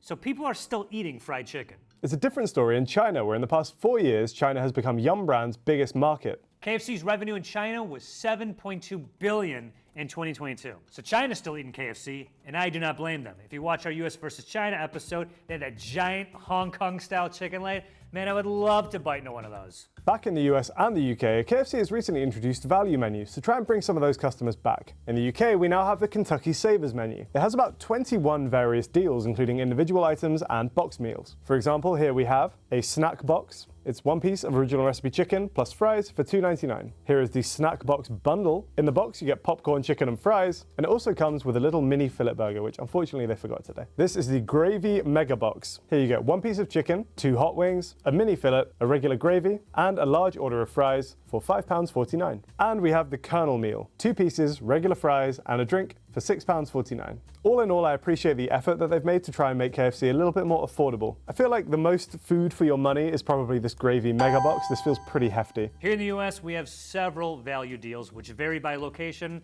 so these are a few you can get in Los Angeles. Down here is a $4.99 meal for one. It's 2 pieces of chicken, mashed potatoes, and gravy, and an extra biscuit. Right in front of me, we have the meal for 2. 5 pieces of chicken, 2 sides, and 2 drinks. All this, $20. There are several family meals, such as this one. 6-piece bucket of chicken, 4 sides. I condensed the menu and realized I didn't get enough. And 4 extra biscuits, also for $20. Wait, this is $20 and this is $20? Yeah, I think this is probably the better choice here, guys. There's also a Taste of KFC deal. It's temporary, and it's only on Tuesdays. Today's not a Tuesday, but they include something like a bucket of 8 pieces of chicken for $10. Here's everything from a KFC in the UK that you don't have in the US. Here are the KFC exclusives in the US you won't find in the UK. One thing that still hasn't made over the UK, and I don't know why, is extra crispy style chicken. The UK, listen to me, as it implies, it is crunchier. I'm assuming more breaded. I don't know what they're doing differently, but usually the flavor is just so much more intense. Let's try it. Listen up, okay, volume up. Even if you just like are traveling through America via like an airport layover or something, get the KFC extra crispy. It's so good, it's definitely worth it. Also, somewhere in the US, you can get grilled chicken, and they also have spicy style, but not where I am. I got to try the extra crispy on a foreign exchange episode, and honestly, it's really good. I wish we had it over here. My main criticism of KFC's normal chicken in the UK is that it is a bit soggy sometimes. In the UK, we have a lot of chicken burger options. We have a range of tower burgers. Now, a tower burger in the UK is KFC's way of saying that there is a hash brown inside it. I guess it kind of works because adding that hash brown does add a good amount of height to the burger. This is the regular fillet tower burger. So you have the chicken, which is the original recipe seasoning, mayo, lettuce, cheese, as well as the hash brown and some tomato sauce. You can also get a barbecue fillet tower burger, which is the same concept, but with barbecue sauce instead of the classic tomato. And we have the Zinger Supercharger tower burger. The Zinger refers to the actual chicken itself. The breading of the chicken is a bit spicier on this one. And then we have the Supercharger sauce, which is also a slightly like spicy mayo, kind of like a sriracha mayo type vibe. All in all, I do think adding a hash brown is a worthy inclusion on these burgers. Of the three, I do think the Zinger one is definitely my favorite, so I'll give it a quick try. Yeah, I think compared to the regular one, that extra bit of seasoning in the chicken goes a long way. When it comes to the Zinger burger, you can also get this just as a single burger, kind of like the fillet burger, or you can get the Zinger Stacker burger. Stacker is KFC's way of saying double. This looks pretty well assembled. It actually looks like they've put some sauce between the patties as well. This is a bit of a beast. Even without the hash brown, just the addition of that extra chicken patty really bulks it out a lot. The sauce definitely has a kick to it, that kind of like red sweet chili sauce on that one.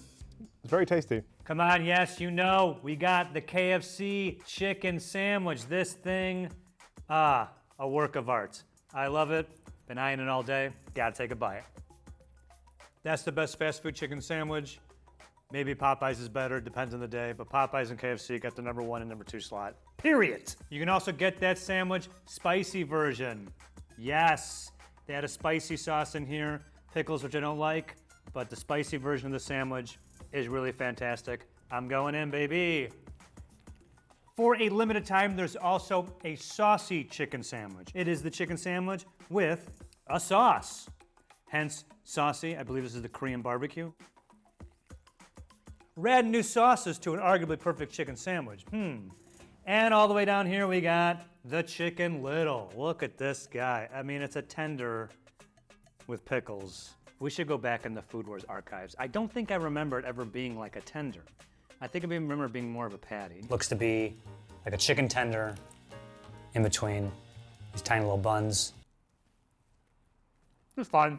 A bit around the pickle. One that they forgot to give us today, unfortunately, was the mini fillet burger. As the name suggests, it's just a very small version of the regular fillet burger. One thing we could get today, though, is the vegan burger. This came to the menu in 2019. Obviously, they're cooked in a lot of the same herbs and spices that the regular chicken would be. They fry these off-site and then heat them up in the restaurant, never in the same oil that the chicken's in, so they are an actual vegan option. Looking at you, Burger King. You definitely get a similar to chicken texture. Weirdly, I think the pepper comes through. I think they've like seasoned this maybe a little bit more than they even would with the regular chicken fillets. I do think this is one of the best vegan fast food things in the UK right now. KFC in the UK has a line of Twister wraps. Before I even try the food, I like the packaging. It's clever. So, waha. The Twister wrap is a flour tortilla, and inside you have chicken, slaw, and a sauce of your choosing. There are 4 options when it comes to the Twister wraps. You have a Kentucky mayo one, a Supercharger mayo one, sweet barbecue, and sweet chili. The only thing that changes is the sauce, so I just got the one here. This is the Supercharger one. It looks pretty good though. You get the grill marks from where they've clearly actually pressed the tortilla. These are pretty good, honestly. It's like a grab and go meal. It's cleaner to eat compared to like a thing of fried chicken. Not a big wraps guy, but I do remember enjoying the flaming hot one for foreign exchange. KFC in the UK offers rice boxes and salad boxes. Here is one of the rice boxes. This is the original recipe one. You get the chicken, and then you get a salad as well. Alternatively, you can just get the salad box, where you get the chicken, but instead of the rice, you just get like a double order of salad. Both of these can be ordered as either original, zinger, or veggie versions. At some point in the past 4 years, KFC 86 the popcorn chicken. Why? I have no idea. Recently, they introduced nuggets. But by the looks of it, they're popcorn chicken, but a little bit bigger. I don't know what happened here. We got a picture of popcorn chicken from earlier episodes. Is it that different? Regardless, our nuggets come in 5, 8, 10, and 12 pieces. Currently, you can get them either regular or the before mentioned saucy. The nuggets, and also the chicken breasts for the chicken sandwiches, can be sauced in a wide variety of these sauces. Korean barbecue. Better as a nugget than a sandwich. A lot saltier than you think. Mango habanero. Whoa! I like it better than the Korean one. It's got a heat to it. Fast food heat. You know it's there, but it's not. You can definitely eat that whole thing. Chipotle ranch. Just okay. That's the worst one so far. Honey garlic. That's really good. I put that one second. Honey sriracha. I guess KFC is moving honey apparently. Kind of underwhelming. Towards the bottom. The curious and sort of alarming sticky chicky. So sweet and sour chicken. Perfectly fine. These nuggets are really good. I do like them. Most of the sauces I enjoy. I guess maybe they figured they can't have popcorn chicken and nuggets on the menu. No nuggets here, but yes, we do still have the popcorn chicken. They look pretty similar to the nuggets. I guess it's just a small size difference. Popcorn chicken in the UK comes as either small, medium, or large. Also, we still have wings on our menu. As far as I'm aware, the wings are always hot wings. There's no flavor options. As you can see, they're like way crispier than the usual chicken is. You get those little flecks of breading that kind of crisp up in the fryer. They do have a little bit of heat to them. I'm still surprised you guys don't have those. I know Joe tried these and was pretty impressed. The UK has wings and the US does not. This is insanity. Everything is upside down. They're still not nuggets, but what we do have are these dipped bites. The dipped bites are relatively new to the menu. They are a suspiciously nugget-shaped piece of chicken, which are coated in a sauce of your choosing. We have 3 flavor options for these. We have a buffalo dipped bite, we have a Kansas barbecue dipped bite, and we have sweet chili dipped bites. Gonna be honest, not a fan of these as a concept. They're served in these plastic lidded pots with no ventilation, and what you end up with is these extremely soggy, quite sad nuggets. I just think soggy, textureless breading has got to be one of the worst things to eat. KFC in the UK, I actually think is doing quite a lot of things well. These are not one of them. Obviously, we have this corn. UK has corn on the cob. I have to say, with the stick, I think I would prefer the corn on the cob to corn off the cob. Corn's fine. In America, they have corn off the cob, whereas we have corn on the cob. I don't know which option I prefer. I quite like corn on the cob. It's satisfying to get your gnashes around a bit of corn like this, although you do end up with a bit more stuck in your teeth. I don't know if it's just because my body is now like crying out for nutrients or not, but pretty good corn. Mac and cheese, come on. Come on. Mac and cheese at KFC, very good. Biscuits. We've gone back and forth the UK about biscuits. These are not scones or scones or whatever Harry calls them. Okay, it's a biscuit. It's like buttermilk, right? And flour, I think. They're dry, sort of savory. You need them with butter. They're good for sopping up sauces and juices. This thing, the driest thing on the planet. I'm gonna chew on this for a month. Of course, baked beans are a UK exclusive, although I did think America might have had these on the menu as well. To me, these aren't really British beans. British beans to me are more like a Heinz, where it's quite a sweet tomato-based sauce. Whereas the beans you get at KFC are a bit more barbecue, a bit more savory than I think most Brits are used to, and definitely a bit darker in color. I actually haven't tried these in a while, and they're not quite as barbecue-y as I remember. All right, the famous bowl, more like the infamous bowl. This used to have popcorn chicken on it back in 2020. Now they have replaced the very popular nuggets. I think I'd prefer smaller chicken distributed around this than these bigger nuggets. I think this is a misstep, KFC. I really think it is. For those of you who don't know, for whatever reason, this whole tub is filled with mashed potatoes. They also added corn and cheese and chicken nuggets, and they covered it with gravy. I don't know what the hell to make of this. It is pure insanity. Gotta try it. See, like already, this nugget's too big to get with everything else. The popcorn chicken was way better for this, guys.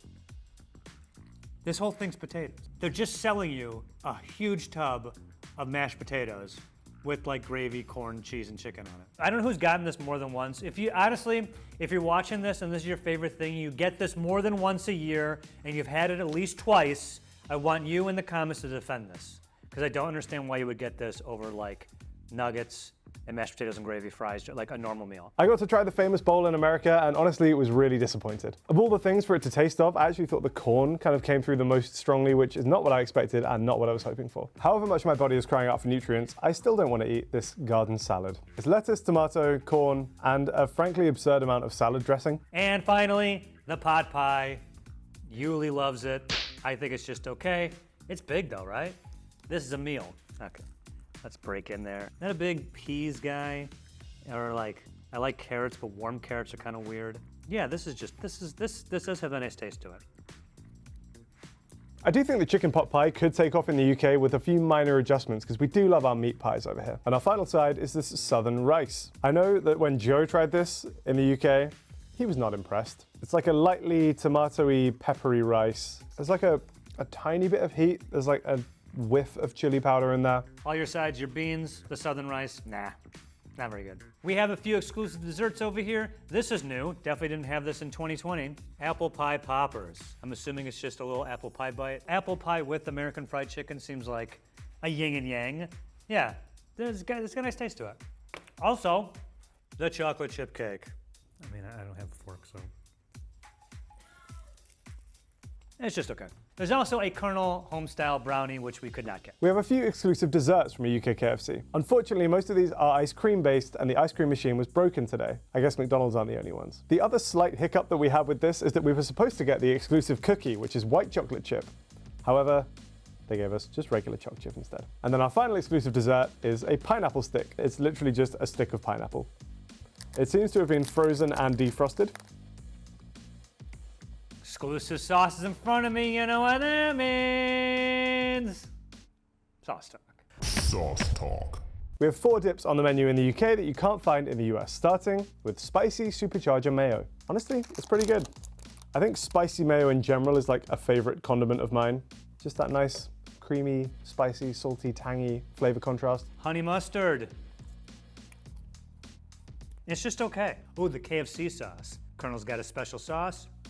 Pretty good. It tastes like a brown mustard and probably a mayo. Here we have the sticky sweet chili sauce. Nice balance of the sweetness and the heat. Honey barbecue sauce. They love their honey over there at KFC. Everything's got honey in it now, right? Oh, it tastes really good. It's got a nice smoky flavor to it. Here we have a smoky barbecue sauce. Quite thick and gelatinous, this one. Pretty good barbecue sauce. Not too in your face, you know? America's obsessed with ranch. You're always slandering ranch, and I do take it personally, so. Well, I got some bad news for you. This ranch tastes like all the other ranches. Because, as I've said 100 times. And then finally we have a garlic buttermilk mayo. I guess this is like our take on ranch, maybe. Yeah, definitely got like a slight ranch vibe to it. This is Buffalo Ranch. Actually, that's pretty good. I don't know if it's always been called this or they're rebranding it, but the sticky chicky, AKA sweet and sour sauce. Do not like. I like sweet and sour sauce, but this just not hit. You know what it is? It just feels like just sweet sauce. I'm not getting any sour from it. It doesn't taste sweet like honey, which I like. In 2020, we had something called the finger licking good sauce. It might be the KFC sauce rebranded, I don't remember, but KFC dropped the finger licking good branding during COVID. Then we're on to the drinks. Firstly in the UK we have Crush'ems. It's basically KFC's take on a milkshake, however they also crush up, hence the name Crush'ems, little pieces of things like chocolate bars and add them into the mixture. We have 2 exclusives today, including an Aero Mint Crush'em and a Milky Bar Crush'em. Aero is great. It's like an aerated chocolate so that you bite into it and it has these little kind of air pockets and it kind of melts on your mouth. It's very satisfying. Love mint chocolate, and here is the Milky Bar.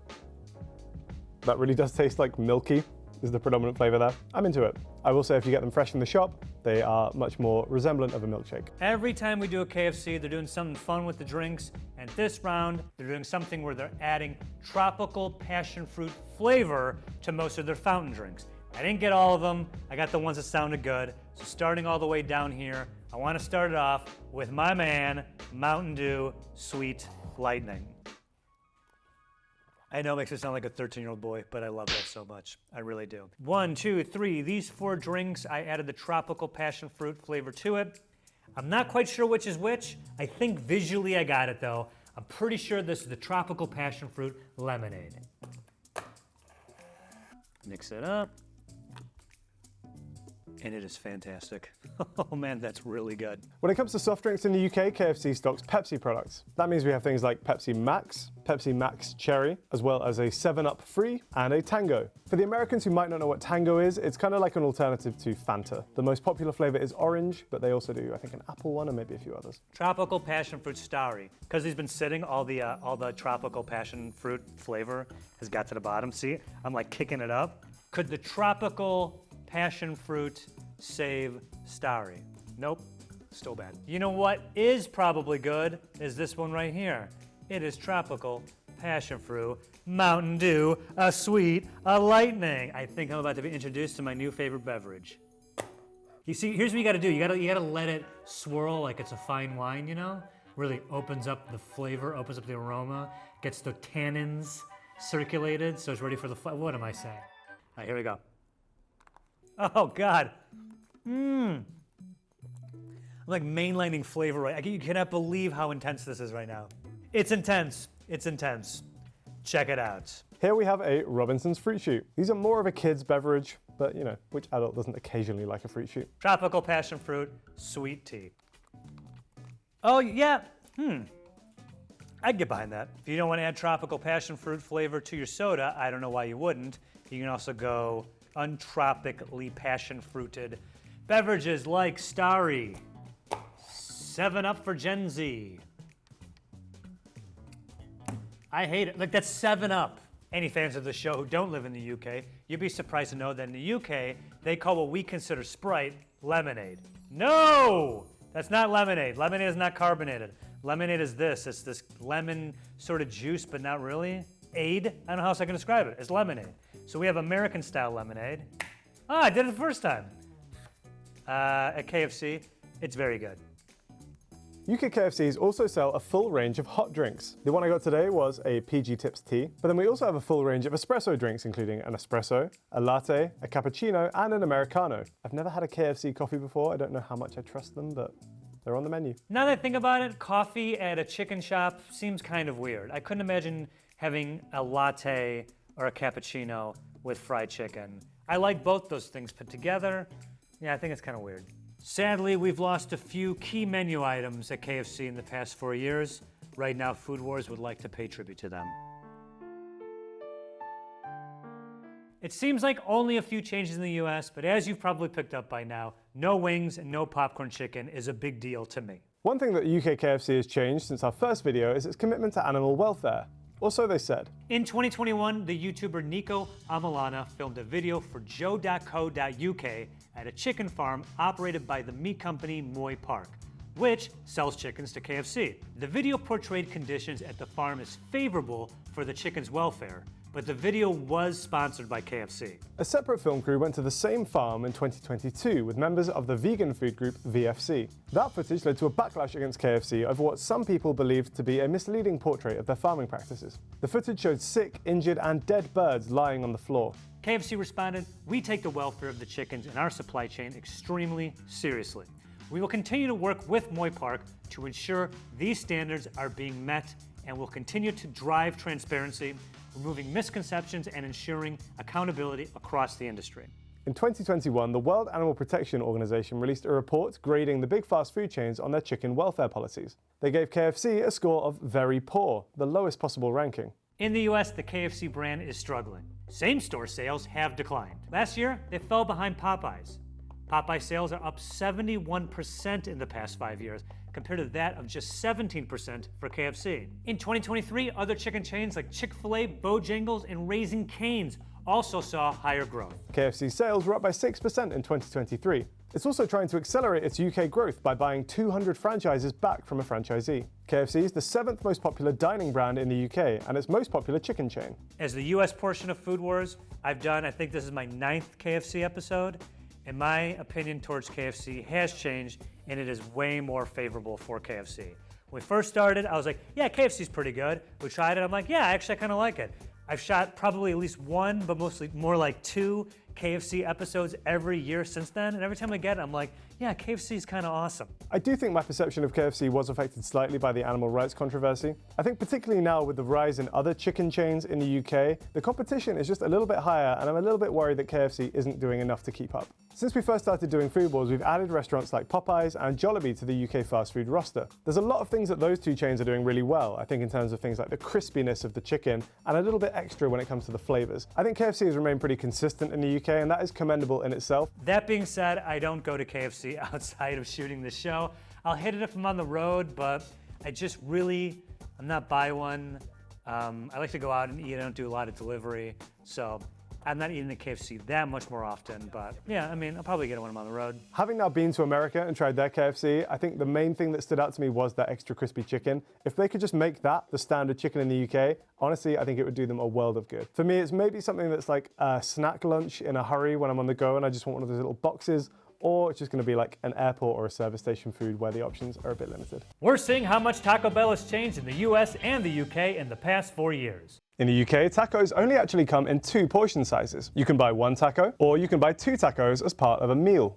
Those tacos serviced in the UK, they pale in comparison to what we got here in the USA. We have a 1 taco, obviously, a 3 taco combo that comes with a side, and of course, the 12 taco party pack.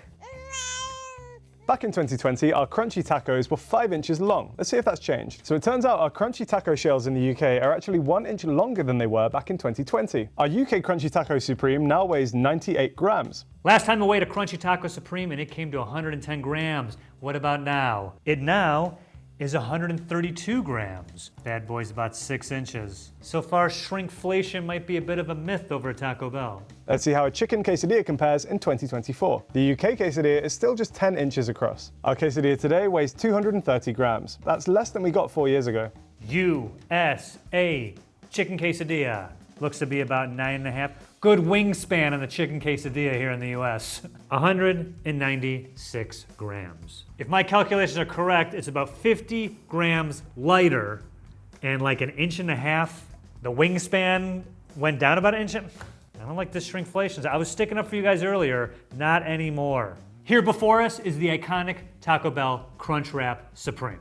Back in 2020, you guys roasted me in the comments for not knowing off the top of my head what a 6-sided shape was called. Well, joke's on you because I still don't know what it is, but that doesn't matter because I can just look it up on the internet. How have you still not learned that, Joe? Come on. Measuring from point to point, it's around 6.5 inches. The weight of this one was around 236 grams. 6 inches, all right. A lot of 6s in these measurements. 274 grams for the Crunchwrap Supreme. What was it last time? 275. Whoa! All right. Taco Bell bouncing back with a 1 gram difference. Back in 2020, the biggest thing on the UK menu was the classic Cravings meal for 6. That meal has now disappeared and been replaced instead by the Cravings meal for 4. So we've gained 2 speciality options and 2 portions of churros, but we've lost the 2 nachos and 1 order of cinnamon twists. All in all, while this meal may be designed for fewer people, I feel like you're feeding those people better with this meal than you were with the Cravings meal for 6. Back in 2020, our biggest menu item was the 12 taco party pack. But now, in 2024, Taco Bell has an online exclusive group meal, the very intelligently named Meal for 4. For 4 people, surely you jest. Drinks from a UK Taco Bell just come in 1 size. They don't advertise how much it contains, so let's find out. The UK cup contains around 470 millilitres. When we shot the first episode, there were still some lockdown restrictions in place and they weren't offering fountain drinks, so unfortunately we don't know if that's changed. Drinks at a US Taco Bell come in 3 sizes: the small, the medium, and the large. Let's measure them to check the sizes. Supposed to be 16 ounces. 15. Next up, we get the medium. I'm gonna be generous and say 18. The large, Baja Blast. More on this later. Supposed to be 30? 24 fluid ounces. Guys, why are you doing this? Let's take a look at how Taco Bell's prices have changed over the past 4 years. Here's the 2020 prices of some Taco Bell menu staples in the US. Crunchy Taco is $1.19, Crunchy Taco Supreme $1.69, Burrito Supreme $3.19, Crunchwrap Supreme $2.99, and a large soda $1.89. Here is the price of those same items today. Crunchy Taco $1.89, Crunchy Taco Supreme $2.89, Burrito Supreme $5.89, Crunchwrap Supreme $6.19, and a large soda $2.99. Percentage-wise, those are some pretty sharp increases. The Crunchwrap Supreme has seen the biggest jump, rising price of over 100%. Guys, a recent report found that inflation from 2020 to 2024 has meant consumer prices have risen around 20.9% in the US. That means Taco Bell's price increases are way above typical inflation levels. Here are some prices from a UK Taco Bell menu back in 2020. A crunchy taco was £1.29, a taco supreme was £1.89, crispy chicken burrito was £4.29, Crunchwrap Supreme was £3.29, and a large drink was £1.89. I used the delivery app for the first episode, so my receipts weren't exactly store accurate, so these are prices I pulled from a picture I found on TripAdvisor of a Plymouth Taco Bell back in 2020. Here are the prices for those same items in 2024. Crunchy taco is now £1.69, crunchy taco supreme is now £2.49, crispy chicken burrito is now £5.89, Crunchwrap Supreme is now £5.49, and a drink is now £2.49. UK inflation from 2020 to 2024 is around 23% according to the Bank of England's calculator. We are still being charged more than inflation when we're buying our Taco Bell, but the price increases are not nearly as steep when compared to America. Many in the restaurant industry are feeling the squeeze at this moment, and diners are cutting back on dining out. Taco Bell's positioning as a cheaper option means it might be benefiting from this. Taco Bell brought Yum Brands $666 million in revenue in the second quarter of this year, marking a 7% year-over-year increase. Keeping the menu fresh by adding new items and revamping old ones seems to be helping the business outlook too. According to the Yum Brands CEO David Gibbs, the Cantina chicken menu has increased chicken sales by 10% since its launch. Taco Bell is reportedly allowing franchisees flexibility when it comes to the products they offer. When we first shot our Taco Bell episode back in 2020, they had 7,427 locations worldwide. At the time of recording this episode in 2024, that number has risen to 8,564. The number of UK Taco Bell stores has increased dramatically over the past few years. In June 2019, we only had 39 locations in the entire UK, but a report from this year counted 142. That's a 264% increase in the past 5 years.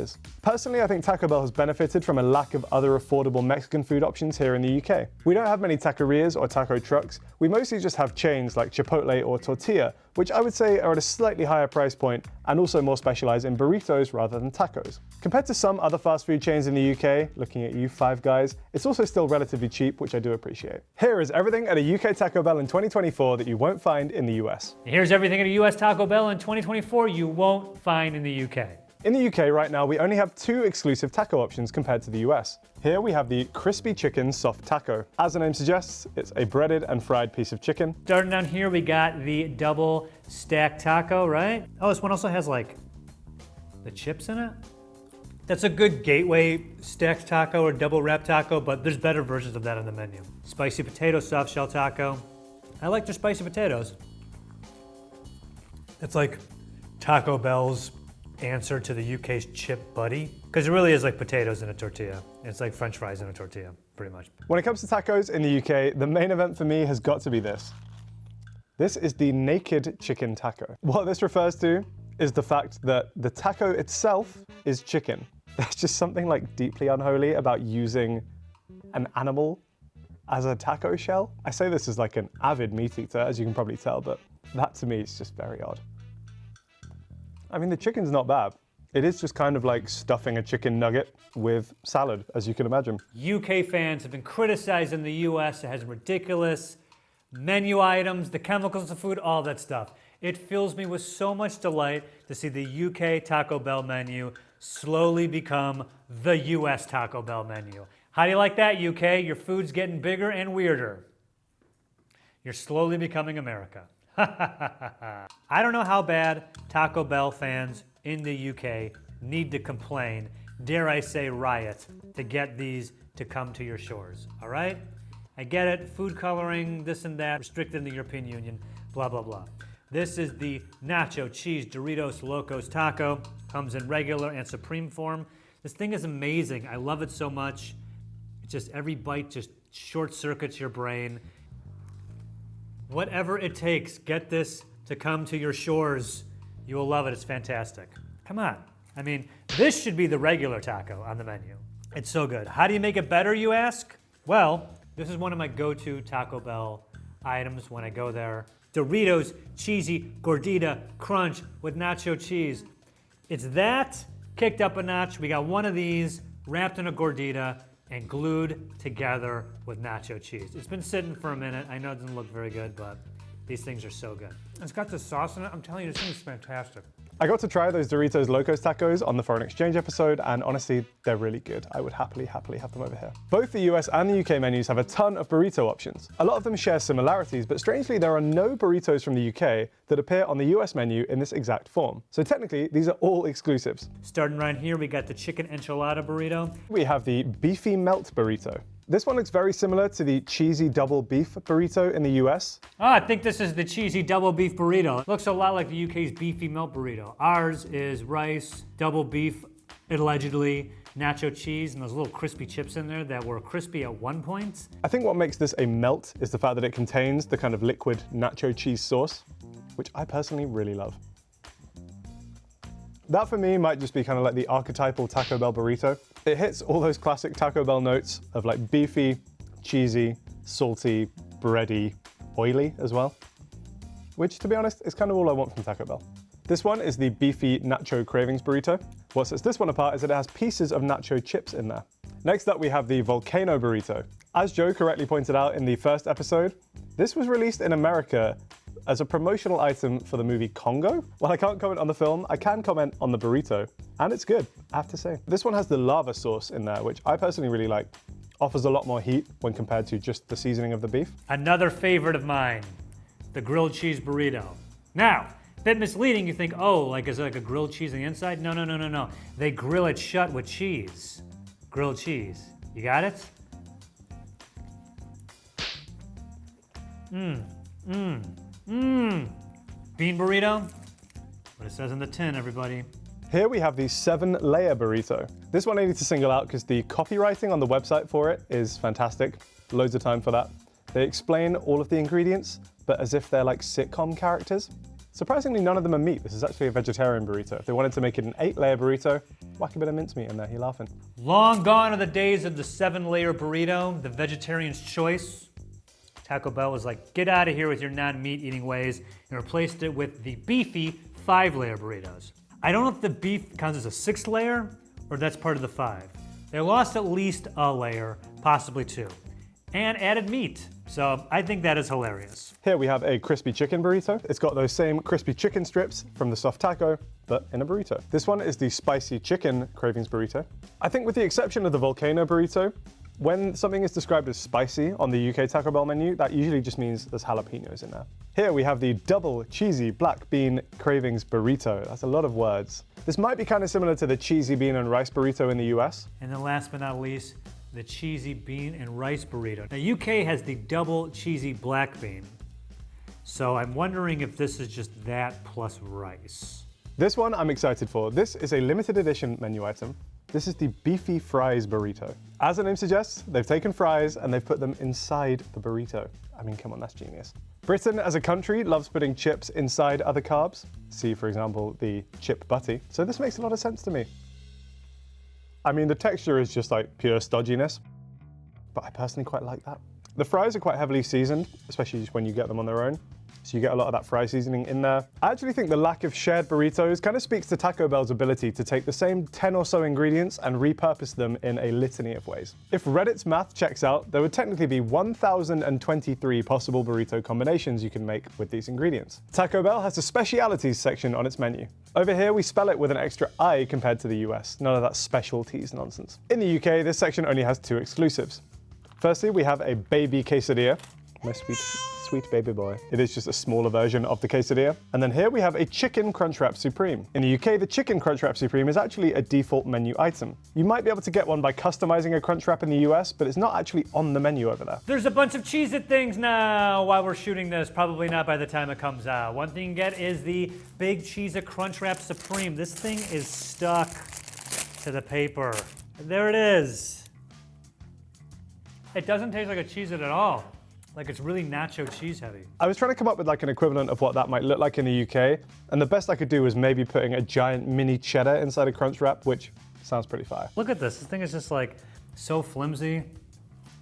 It tastes enough like a Cheez-It, but it isn't like a powerful Cheez-It. It's like a Cheez-It at like 60%. I'm gonna try and just, sorry, I can't pick it up. Here is one plain Cheez-It cracker that they put in these Cheez-It menu items. And Taco Bell tested out the big Cheez-It menu back in 2022. That completely missed me, I didn't know that. And apparently the public went wild for them. So they announced its return in 2024 at the Live Maz Live event. I actually don't think I've ever had a Cheez-It before, but I know I'd love that thing. Just okay, it's super soggy. Maybe it's been sitting for a while and that's on me, but not impressed.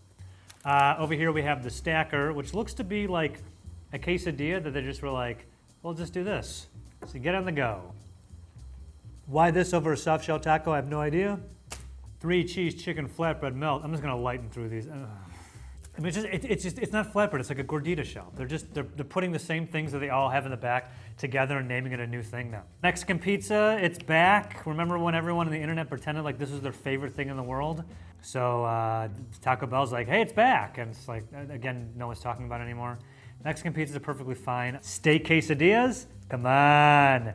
Isn't this just the stacker was ground beef? This is steak.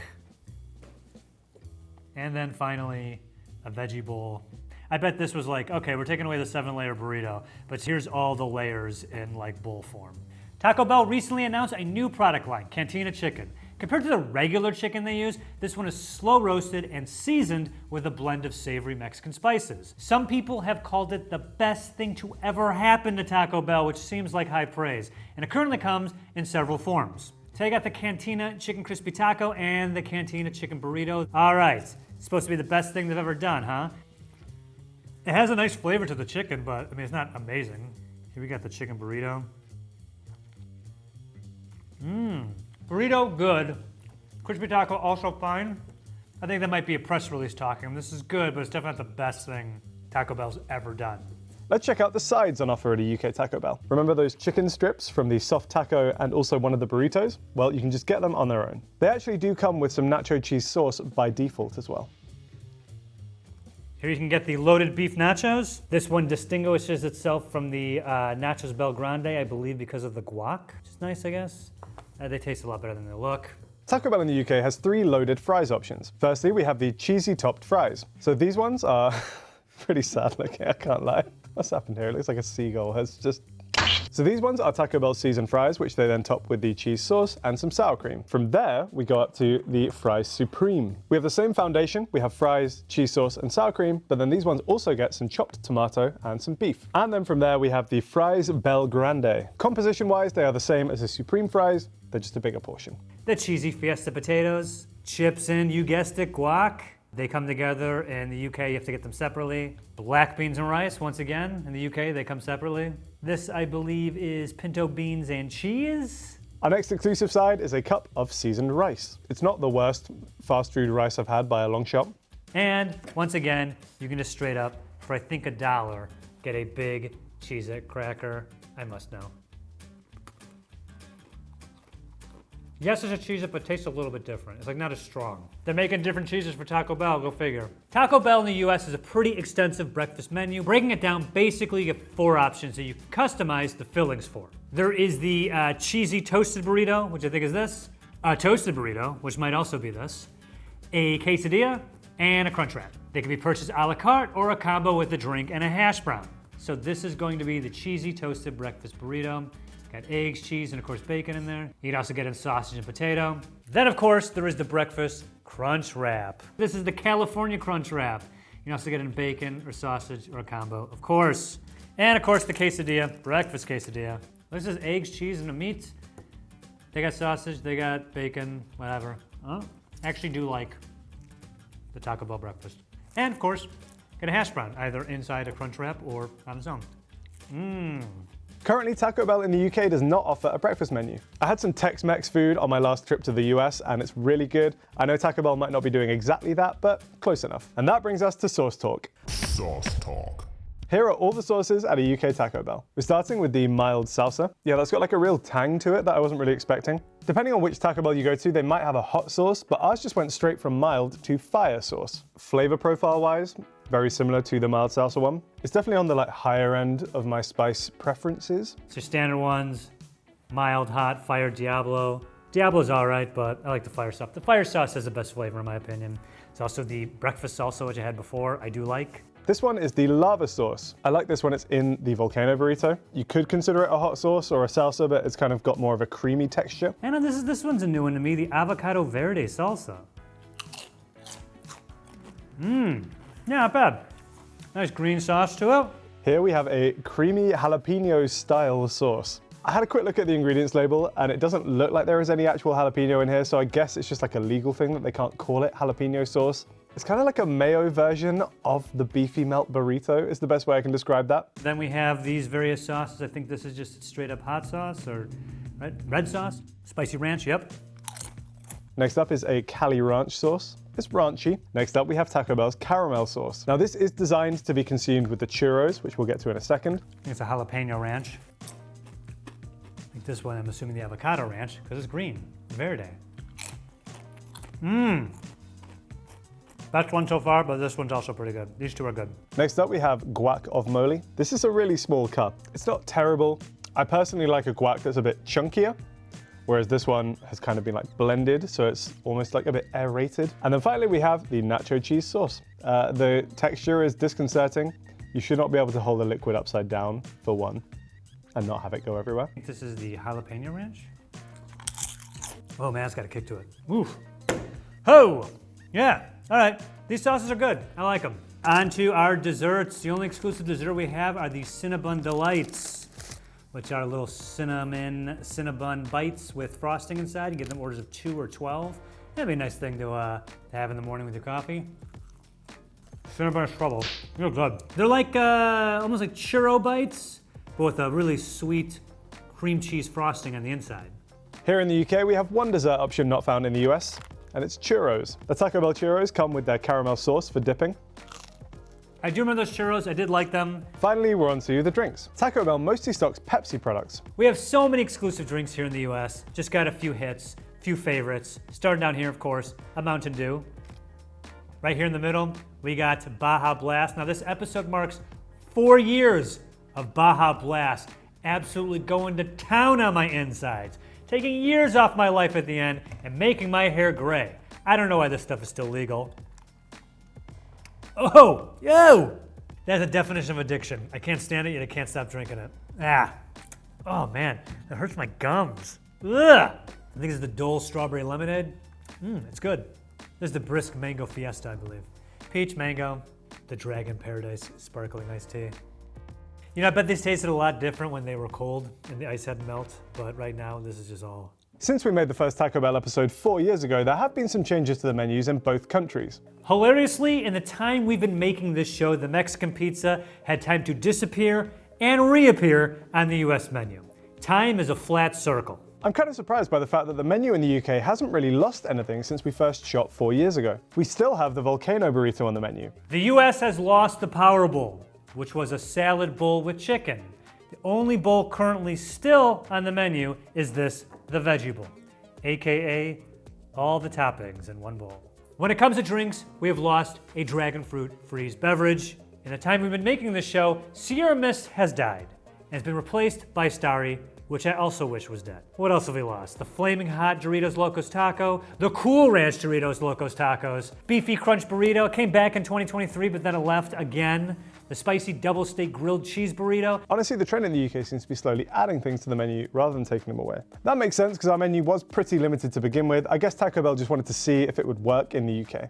If they're planning on adding more stuff in the future, I would love to see the breakfast menu over here. I also think that Mexican pizza looks really fun. And of course, those Doritos Locos Tacos. Here is the nutritional info for a crunchy beef taco in the UK in 2024. 176 calories, 10 grams of fat, of which 3.4 grams are saturated, 9.5 grams of protein, and 276 milligrams of sodium. Here's nutritional info for a crunchy beef taco in the US in 2024. The UK is slightly higher in calories and protein, but ours has more saturated fat as well as sodium. Has this changed at all since our first episode 4 years ago? Here are the 2020 stats from the UK. So the UK taco has actually gone up by 17 calories in the past 4 years. Here are the crunchy beef taco stats from 2020 in the US. Here is a UK Crunchwrap Supreme. In 2024, it contains the following. If you compare these to the stats from 4 years ago, you'll see that they've actually managed to reduce the calories, fat, and sodium pretty substantially. That's not the case in the US. Here's the Crunchwrap nutritional info from 2020. And here's the nutritional info from 2024. None of the values went down, and while ours used to have fewer calories than the UK's Crunchwrap, they have turned the tables on us. One of the things that shocked all of you at home when we made our first episode was the amount of sugar in some of these beverages, notably the Mountain Dew Baja Blast. In 2020, I explained that there was 110 grams of sugar in the large Baja Blast by even pouring it out to illustrate it to you. Now, I'm glad to announce that in the past 4 years, Taco Bell has managed to do something incredible. They have found a way to squeeze 1 extra gram of sugar into the large Baja Blast. That's right. Back in 2020, this beverage had 110 grams of sugar. And now,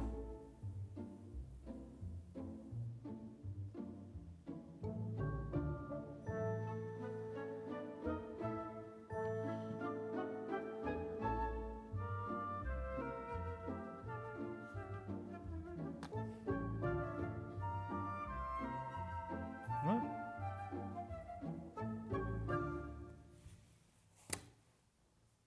111 grams. It's either killing me or making me the strongest thing on the planet. I know we Brits like to laugh at Americans for stuff like this, but I was shocked to discover while researching this that we're not that much better than they are. The most sugary drink on the Taco Bell menu is regular Pepsi. A 1.5 litre bottle contains 165 grams of sugar. Obviously that bottle is meant to be shared, so let's break that down per 100 millilitres. 100 millilitres of UK Pepsi contains 11 grams of sugar. The same amount of US Mountain Dew Baja Blast contains 11.7 grams. We're only a tiny bit better off than they are. Let's check out the ingredients of some of Taco Bell's core menu items. The recipe for the seasoned beef in the UK actually hasn't changed at all in the past 4 years. It has a total of 20 ingredients. Same as in the US, the beef remains unchanged from before. 22 ingredients in total. Whew. A flour tortilla in the UK in 2024 contains 16 ingredients. Here's everything in a flour tortilla. Ah, a tortilla, here it is. Get a load of this guy, right here, all those ingredients. That's a total of 27 ingredients, but arguably that number should be higher, as the US doesn't specify what its flour is enriched with, while we've counted the UK's extra enrichments. The main difference seems to come in the form of dough conditioners. Taco Bell in the US adds things like wheat starch and sodium methylsulfate to preserve the tortillas as well as give them that extra stretch. Look at that, look at that. That's all of that sodium metabisulfate? What do you think that is? Does anyone know what that is? We also have dicalcium phosphate in our tortillas. One of the most common uses of that is horse supplement that gives you a noble steed, stronger bones and teeth. Oh God. Interestingly enough, both recipes have changed since 2020. Here's the old US tortilla recipe. That old recipe just had 20 ingredients compared to today's 27.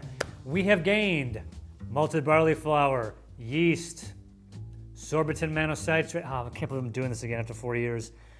Sorbitan monosterate, ascorbic acid, sodium, here it is again, metabisulfate, cornstarch, dicalcium phosphate, tocopherols, and citric acid.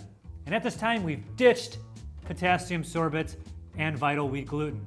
Guess it wasn't that vital after all. A surprising amount has changed in the UK as well since 2020. The old recipe had 15 ingredients in total. In the past 4 years, the UK tortilla has ditched palm oil, sugar, and diphosphates, and these have been replaced by glycerol, finely kibbled rice, guar gum, and dextrose. None of the new ingredients have any health concerns, which is good. It's also good to see them ditching palm oil due to its environmental impact. Taco Bell in the US uses a 3-cheese blend in its products, and just like beef, the ingredients list has not changed from 2020 to 2024. That is not the case in the UK. In 2020, we used a 3-cheese blend consisting of the following: coloured cheddar cheese with annatto, Monterey Jack cheese, mozzarella, and potato starch.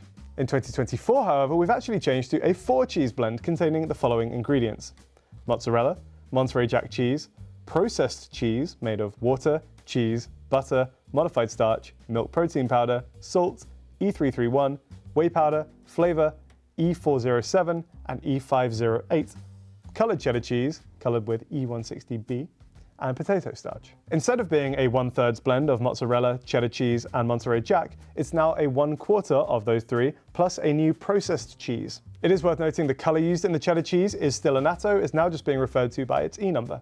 It's often used as a salt substitute in low sodium products. It also happens to be one of the 3 chemicals used in the 3-drug cocktail for lethal injections. Enough of it in the bloodstream will cause cardiac arrest. Several U.S. products, like the Doritos Locos Tacos, the Mountain Dew products, Brisk Mango iced teas, contain yellow number 5, a petroleum-based food dye. This is banned in the UK after studies linked it to causing hyperactivity in children and translucent mice. Many U.S. items, including Mountain Dew, Mug Root Beer, and several of the sauces contain calcium disodium EDTA. This is banned in the UK due to animal studies suggesting it causes adverse reproductive and developmental effects as well as colon cancer. Bro, I was just eating that. Let's take a look back at some of your fantastic comments from the original Taco Bell episode. Kevin says, it's horrible, quoting me, it's like horrible, yet I'm addicted to it. And he says, yeah, that's Taco Bell in a nutshell. I agree. This stuff, I mean, I have the worst headache right now, and all I can think about is that delicious Baja Blast. I'm literally like, man, a Doritos Tacos Loco would hit the spot right about now. UK guy sounds like he's about to report the weather forecast. I'm going to take that as a compliment. I feel like weather people usually have nice voices. And if you look to the map over here, you'll see that we have a taco front moving in from the east. Expect heavy salsa showers overnight. The American dude makes the UK guy look so calm. It's the Baja Blast, all right? It's driving me crazy. Has my perception of Taco Bell changed since the first episode? No, I still think Taco Bell is ridiculous. I still get it. I still shouldn't get it. I always look forward to shooting this episode so I get to eat all this Taco Bell, and then I always regret it because we eat so much of it and then I'm exhausted. Warning, the comments below are filled with people not knowing UK has a Taco Bell. Like I said, they didn't have that many stores around the time we shot that first video. So I'm not blaming people for not knowing that we have Taco Bell, but they have now expanded so much that hopefully more people have been able to try. Do you go to Taco Bell more or less since making this first episode? I probably go to Taco Bell less. That's because my wife doesn't eat it anymore. And I rarely am out and about and stopping at a Taco Bell. So yeah, definitely not hitting it as much as I used to. I go to bed too early for Taco Bell. Overall, I don't think my perception of Taco Bell has really changed since that first episode. I always kind of appreciated it as just like cheap, affordable, often drunk food. And I think it kind of still slots into that bracket for the most part. The first episode we shot was my first chance to try most of the menu. Honestly, since then I have been back like semi-regularly just because it is, like I say, quite cheap, affordable, hot and ready. Also burritos, they're like self-contained, you know, not a messy snack. Also special shout out to my hair from that first episode. It was still kind of the pandemic. Barbers weren't really open. I don't know what I was doing. Menu items have come and gone, prices have gone up, and sales have slipped. It's been 4 years since our first Burger King episode and lots has changed. Let's get into it. In 2020, we weighed our fries and discovered Frygate, in which the weight of both the small and the medium were the same. So I'm going to weigh all 4 of them again and see if they're giving us what they're advertising. So the first one is the value. Now what appears to be the small, 120 grams from the value to the small. So let's start with the small fry. Yep. Oh, rogue fry. And now the medium fry. I'm making a face. I don't like that face. That's pretty cold, Burger King. That was a 3 gram difference, right?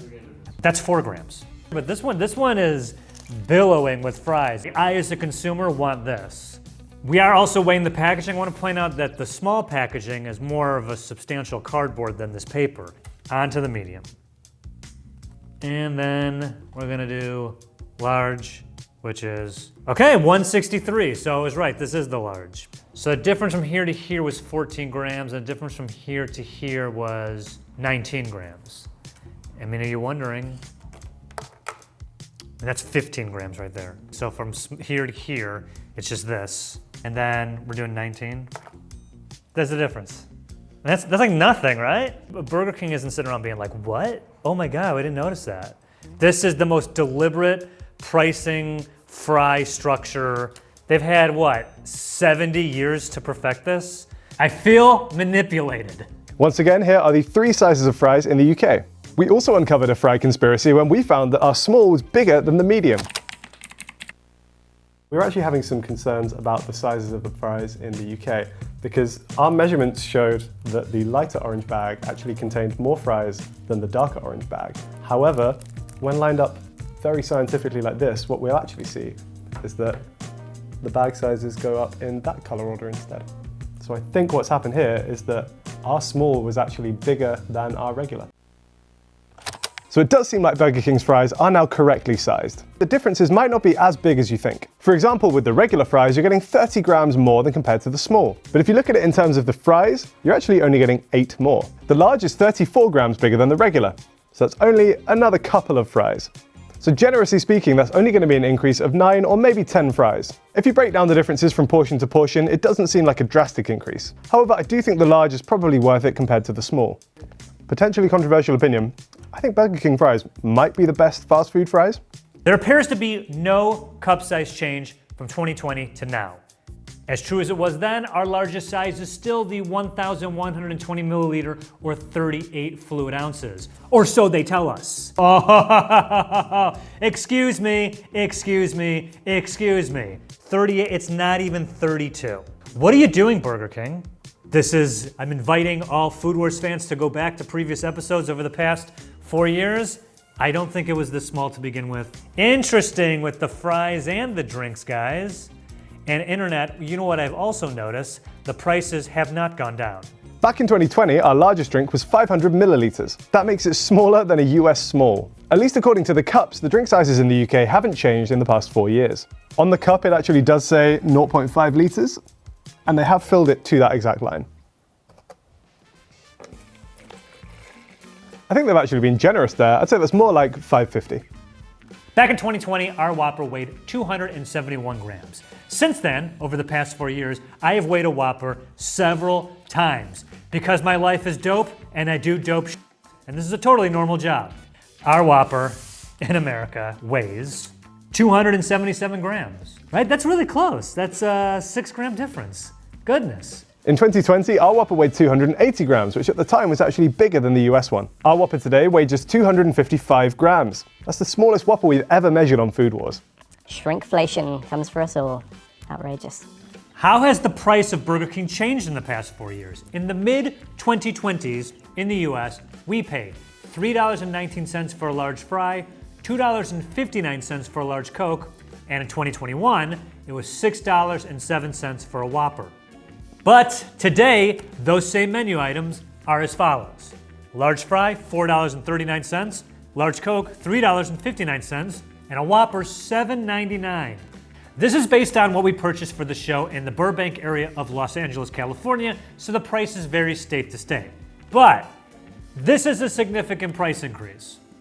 In 2020 in the UK, a large fries was £2.19, a large Coke was also £2.19, and a Whopper was $4.99. And here are the prices for those same items in 2024. Burger King does have several deals to hopefully attract and retain customers. These deals are limited. This one caught my eye. It's the $30 Ultimate Bundle, 2 Whoppers, 2 chicken sandwiches, 16-piece nugget, they gave me 2 8s, 2 small fries, 2 small drinks. This whole thing is $30. Now, looking at this, I would think this is enough for 3 people, maybe 4? What do we think? Just because of the sandwiches? What is confusing to me about this is the 2 drinks. That to me implies it's for 2 people. I don't think that I would want a fry, a chicken sandwich, and a Whopper, and an 8-piece nugget. That seems like a lot for 1 person. But if you broke it up by 3 people, only 2 get to just share a drink. It's very confusing, the amount of food for the amount of people for this, but all this for $30 seems like not a bad deal. There's also a $24 meal, which is 3 Whoppers, 3 hamburgers, and 3 fries. That makes a little more sense. That could be for 3 people, right? To me, maybe the best deal going for 1 person is the $7 Your Way meal. Starts with your choice of either a Whopper Jr., Chicken Jr., or Bacon Cheeseburger. Boom, not bad. Then you get a 4-piece nugget with a sauce. Okay. Then value fries, value drink. Yeah, $7. I feel like I would be able to eat this for a meal and feel pretty satisfied. The question is, why are these individually so much more expensive and then you knock off the price to make it, couldn't it just be roughly this cost all the time? Just gonna throw it out there. We've also got a few value meals of note in the UK. Currently, we can get 2 regular Whopper meals for just $10.99. That's 2 Whoppers, 2 regular fries, and 2 regular drinks. 1 large Whopper meal in the UK is £5.99. You might also be able to find deals on delivery apps like this one from Uber Eats. On there, you can get 2 Whoppers and 2 large fries for £12. As the prices have risen, some say the burgers have gotten smaller, or at least smaller than advertised. A class action lawsuit filed by a man in Florida claims Burger King misled customers with exaggerating sizes of burgers in its ad and in-store menus. It claims the burgers are 35% larger in the ads. The judge did dismiss the TV and online claims because they are advertisements. All right, that sounds fair. But, this is interesting, the in-store menu images, which list the prices and product info, that is a different story. Their whole purpose, the judge says, is to present the potential customer an offering of the available menu items and their prices. As of October 2023, the lawsuit has proceeded, but there's no word on where we are with that. Here is everything at a UK Burger King you won't find in the US. Here is most of the US Burger King exclusives you can't get in the UK. We shot the first episode while Burger King was still offering a limited pandemic menu, whereas now we can show you the full range of treats on offer. Let's start with the burgers. Here we have the Smoky Chimichurri Angus Burger. This one is part of their Gourmet Kings range, which is Burger King's premium brand of burgers. I've got to say, it sounds really good. Obviously, you have quite a thick beef patty in there. You have an oak smoked cheddar cheese in there. There is rocket on there, or arugula for the Americans, and a generous serving of their chimichurri sauce. For those who have not had chimichurri before, it's, I believe, an Argentinian condiment. Typically, you're gonna get things like garlic and lime juice in there. Okay, Burger King. I've got to say, that's actually really good. You get a real beefiness from the patty. The chimichurri sauce, while it's not the most intensely garlicky or herby chimichurri in the world, there's definitely a herbaceous element to it. The approach they've gone for is almost more like a kind of herby mayo. I also like that smoked cheddar as well. Smoked cheese, one of life's greatest pleasures. Huge fan. Starting with the burgers that are exclusive to the US, I wanted to cover these 3. Starting down here is the Triple Whopper. United Kingdom, listen to me. I understand if you go into a Burger King and you ask for a Whopper and you're like, put another slice of meat in there, they'll probably do it. But as far as menus are concerned, we have a Triple Whopper on our menu and it looks like this. Guys, this thing, it looks like it was hit by a car on the way over here. We have done many fast food triple meat cheeseburgers. What Burger King does with their Triple Whopper, I just think it is so bizarre. And I'm asking anyone watching this to defend this sandwich. Because unlike every other fast food burger place, their Triple Whopper is 3 slabs of beef with nothing in between them. Why? This is so what happens is, when you bite into it, you get 3 times the meat in the Whopper, but the same amount of cheese. This is madness. Is it up to us to go, yo, can you slip some cheese in there? First of all, too big to bite, but if you can, the taste is almost all meat. The Whopper prides itself on the flame grilled. The Whopper beef, the Burger King beef, always has a flame grilled flavor. I like where your head's at. It needs more cheese. Then we have another one of the Gourmet Kings. This one is the Barbecue Steakhouse Angus. In terms of toppings, we again have the rocket, but there is mayo, there's tomato, there's bacon, there are crispy onions, or what were once crispy onions, and barbecue sauce. It's not bad. With these gourmet ones, the patties are thicker, and it is Aberdeen Angus beef that they're using, and you do taste it, it's a good quality patty. The barbecue sauce actually isn't that pronounced, which personally I quite like, but all in all, yeah, not the most strongly flavored burger I've ever had. I think the chimichurri one's better, but this is still pretty good. Next up is the Texas Double Whopper. Yes, it once again does this thing that I'm very annoyed by, but I have to say, this is one of my favorite fast food burgers. I know, seems weird, right? I was just ragging on this one, but it's really fantastic. I do like this burger a lot, and it's really juicy. Maybe it's because of the jalapenos, I don't know. This thing is dripping, boy. All right. What I love about this burger is the bacon and jalapeno mix. It isn't too overpowering. The bacon kicks up the savory flavor of the burger, and the jalapenos obviously give it a little bit of a kick. I'm not quite sure why jalapeno equals Texas. Don't you think there would have been a barbecue sauce on here? Overall, I think it's a fantastic burger. This is the Bacon Double Cheese XL Burger. I am surprised this one is a UK exclusive because it has all the things that Americans like. It has double, it has cheese, it has burger, and it has XL, which for me, that's America in a nutshell. It does, unsurprisingly, exactly what it says on the tin. It's a double pattied burger with bacon and cheese. This one is not part of the gourmet range, so it's slightly thinner patties, much more of a standard fast food cheeseburger, but very satisfying. Moving on down here, we have the Bacon King. Now we're talking. Lots of cheese. Look at this, guys. Huh? You have the capabilities to do it. Just do this every time. It's meat, cheese, bacon, sauce. There's no veggies on this, are there? That's really funny. Burger King knows their audience. That's a really good burger, a little intense. And of course, here's all the other burgers exclusive in the US I did not get today. Burger King in the US has so many chicken exclusives. I didn't realize there were so many chicken options at Burger King, but they have a lot. Starting down here, the Royal Crispy chicken sandwich. Yeah, not bad. There's the fiery Royal Crispy chicken. They also have a chicken sandwich here. Bacon and Swiss. Bacon makes sense, but why Swiss? I don't know, maybe they feel Swiss is fancier. I will say all of these sandwiches, these chicken sandwiches, are good. Definitely not my favorite, and I couldn't see myself going out of my way to Burger King to get any one of them. We have a fair few exclusive chicken items here in the UK. Remember that chimichurri beef from earlier? Well, we also have an exclusive chimichurri chicken sandwich. Chimichurri chicken sandwich is a hell of a tongue twister. One thing I do like, and I'm now noticing about this one, is that they sauce both the top and the bottom. That's something that not enough fast food places do with their burgers. I like the beef one. Let's see how the chicken compares. It's still really good. I actually got like weirdly more of the kind of herby flavor from the chicken one than I did compared to the beef. I think chicken has less of a flavor compared to beef, so it's kind of more of like a blank canvas to work with. You just go and like paint your little flavor portrait on there. Honestly, yeah, this is really good. We've had the barbecue steakhouse beef. This is the barbecue steakhouse chicken. I think in that one I actually prefer the beef version. There's less going on flavor-wise in terms of the toppings, so I think in that case you actually want the stronger beef flavor to come through. This one is the original chicken sandwich. I never got this until we started doing this show. And what I think is interesting about this, so it's a basic sandwich. Sorry, you got their mayo sauce. It's shaped in this mini Subway for seemingly no reason. I don't know why this, maybe because visually it stands out. It tastes exactly like the McChicken. Next up, we have the Chicken Royale. The US just calls this a chicken sandwich, but in the UK, it's a chicken royale. Describing a burger as royale in a fast food context just makes me think of Pulp Fiction. That is a tasty burger. It's a bit sad looking.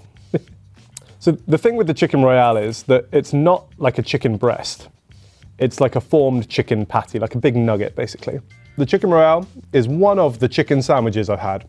As much as I'm willing to go up to bat for British food and British fast food, I do actually think chicken sandwiches are an area where the US is kind of beating us. Just the fact that the default condiments for a chicken sandwich in the UK, generally speaking, are lettuce and mayo, for me, a little bit bland. And I think generally speaking, the chicken in American sandwiches is a little bit crispier than ours, which works really well. At a US Burger King, you can get a Chicken Junior, which I'm assuming is a smaller size sandwich, and the Big Fish, which is, you guessed it, fish instead of chicken. Just lumping all that in together. Also at the US Burger King, you can get wraps. I don't like wraps. Today I got the Royal Crispy and the Fiery Royal Crispy. As a calorie thing, I guess? Certainly isn't a taste enjoyment thing. Now, a lot of people in the UK are looking at this right now being like, but Joe, the UK has chicken fries. Look again, UK. Have another look at that menu. As of 2 days ago, me and Harry were Zooming about this very shoot. We found that currently, at the shooting of this, only have the fiery or the hot Dorito chicken fries that he'll be showing off, not the regular ones. Harry, did you get the regular ones? Let me know. Maybe I'm wrong, but I never miss an opportunity to have the chicken fries. Such a great idea. Such a great idea. Currently, the only version of chicken fries we have on the menu are these Doritos Extra Flamin' Hot ones. They've replaced the standard ones. I don't know if that's permanent or temporary. We'll give them a try and see if my face ends up looking like his. It's actually not too bad. The Doritos Extra Flamin' Hot crisps are like relatively new to the UK.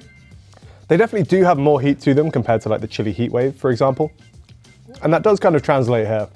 My only complaint with these ones is that like, it's kind of just like you've taken a teaspoon of chili powder and just eaten it. Balance those flavors out a little bit. Right now, it's okay. Burger King in the UK has a couple of exclusive plant-based options. If you go vegetarian but you miss long chicken, then Burger King has you covered. This is their Vegan Royale. It's the same bun as a chicken royale, but with a fake meat chicken alternative, vegan mayo, and lettuce. Gotta say, like, looks-wise, they've kind of nailed it. Let's give it a try. Tell you what, that's actually not half bad. Texturally speaking, it's pretty similar to just like a cheap chicken nugget, which I don't mind at all. And flavor-wise, yeah, they've actually like pretty much got that. And then we have our plant-based Whopper. The composition is like a regular Whopper. Obviously you have the lettuce, you have the tomatoes, the onions, the pickles, but instead we have a vegan mayo and a plant-based patty. In the US, they have the Impossible Whopper. However, Impossible beef is still not allowed to be sold in the UK, so Burger King have developed their own version. Impossible beef contains heme, an ingredient approved in the US, but not in the UK or the EU. Now, recently, the European Food Safety Authority ruled heme safe for consumption. Impossible Foods still have steps in the approval process, but it sounds like the Impossible Whopper could be coming to the UK soon.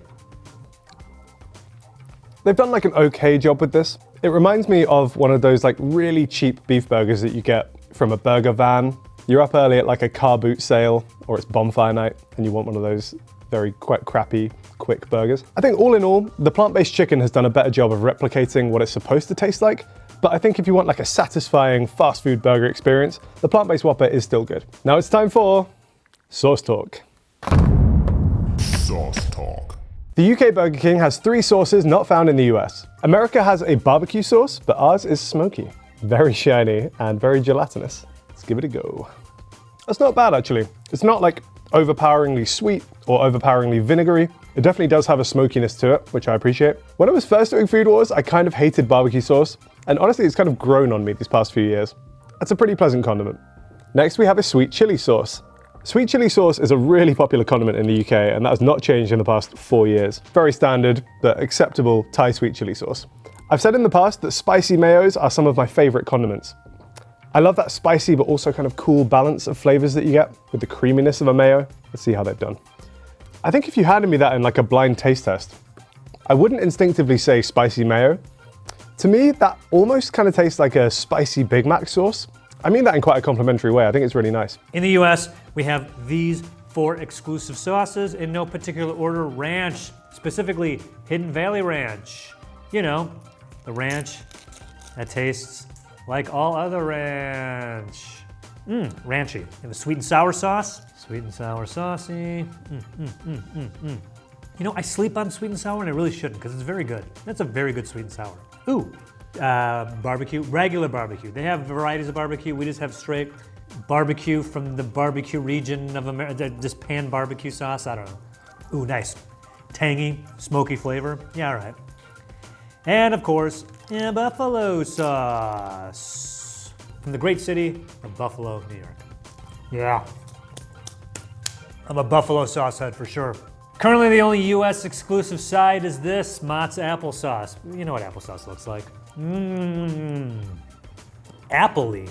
The UK has a few loaded fries options. Burger King are really getting their money's worth out of the chimichurri because currently we have these smoky chimichurri king fries. I have thoughts on loaded fries.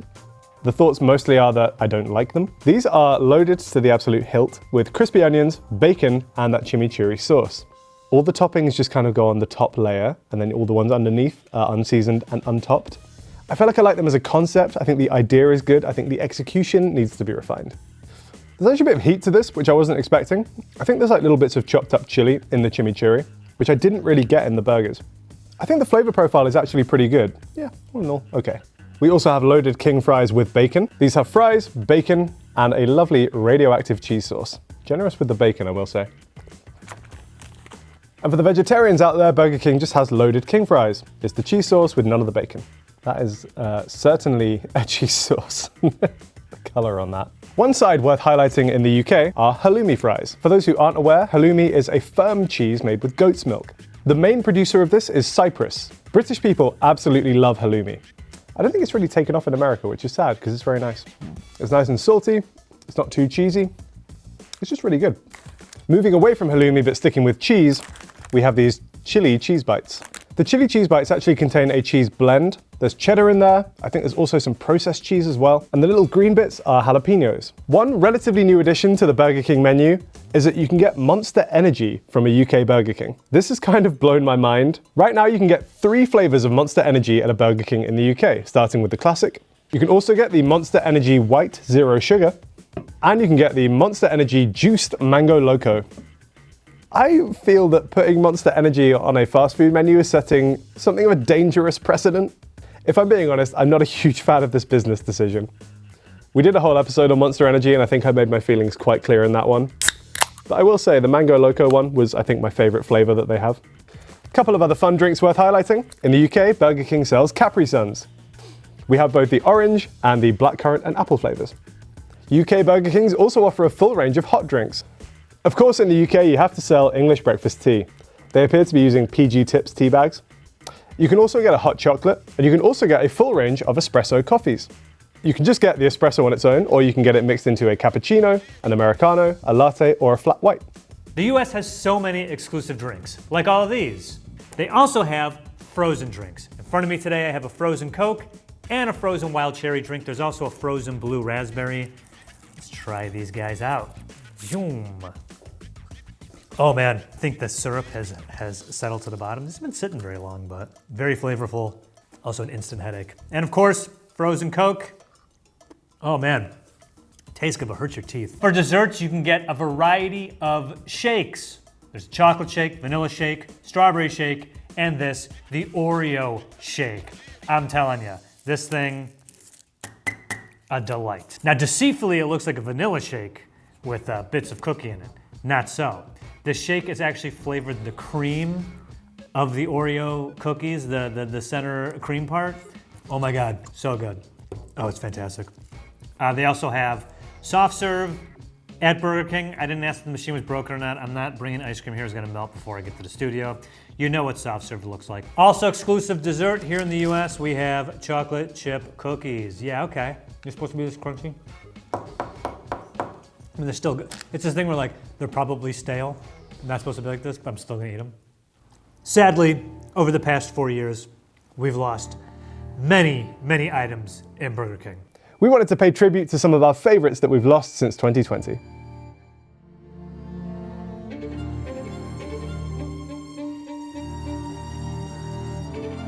R.I.P.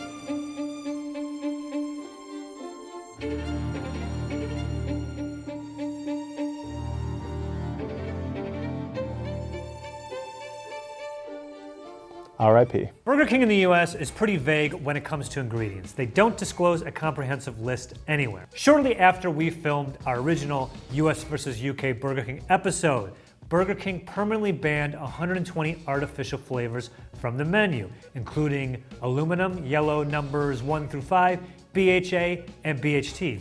Here's a full list. After our international online viral sensation Food Wars US versus UK Burger King, I wonder why they did that. I wonder. Once again, let's look over some of the comments from the original US versus UK Burger King episode. When you realize the US small drink is literally larger than the UK large. Yes, it is, which is wild. Back then, it was about 90 milliliters bigger. I think that still might be the case, although our large definitely got quietly a bit smaller. I think in Food Wars history, that was the first time our small was bigger than the UK large. Not the last time, though. When the medium and small US fries see each other, Spider-Man pointing intensifies. First of all, love that meme. So glad they referenced it in the new Spider-Man film.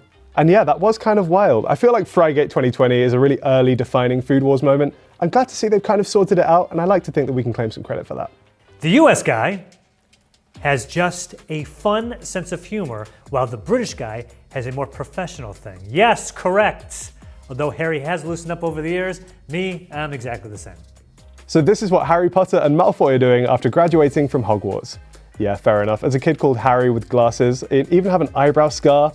It was a rough childhood. It's been 4 years since we compared the US and UK Domino's, and since then, quite a bit has changed. One of our country's pizza doughs has almost doubled the number of ingredients, and it's not the one you think. Plus, I have a moustache now. Price increases, inflation, shrinkflation. This episode's wild, man. Strap in. Since our first episode 4 years ago, there's been no change in Domino's pizza sizes in the UK. Same in the US. But over the past few years, shrinkflation has become a concern for consumers. Is our local Domino's delivering what it promises? Only one way to find out. Here are the 4 sizes available at UK Domino's. Firstly, we have the personal pizza, which is now being branded as a cheeky little pizza. This one should be 7 inches, and I think it is. Starting with the small, it's supposed to be 10-inch diameter. 10 inches. We have the small pizza. It's advertised as 9.5 inches. The meaty boy, medium. This is supposed to be 12 inches. Yeah, foot. I think so, right? A medium pizza in the UK should be 11.5 inches. I think they've pretty much got that right. Large is supposed to be 14. I don't know, man. I'm getting 13 and a half, 13 and 5/8 maybe.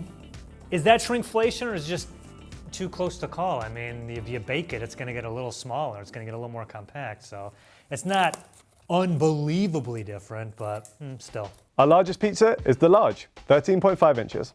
That's pretty much it. And the large, or the extra large, bam! So the X large can only be the New York style pizza. This is a little thinner, I guess, but doesn't look that much thinner. And I think it's hilarious that 6 slices, that's so funny. It's supposed to be 16 inches. Okay, they got 16 on this one.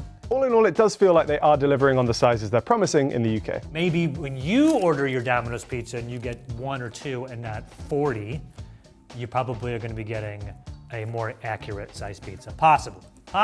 Comparing both countries' largest sizes, the US beats the UK by 2.5 inches. 2.5 inches may seem like a small amount, but that means the US large has 57.9 more square inches. That's roughly the size of an extra 8.2 inch pizza. But wait, in a 2023 YouGov survey, 1 in 5 people in the US say they don't eat the pizza crust. So if this is you and you do this to a US extra large, you are discarding the outer 1 inch of crust and you are willingly wasting 47.12 square inches of pizza. You're losing 40 square inches if you don't eat your crust? Grow up, come on. In 2020, we discovered that a US extra large was roughly the same price as the UK small.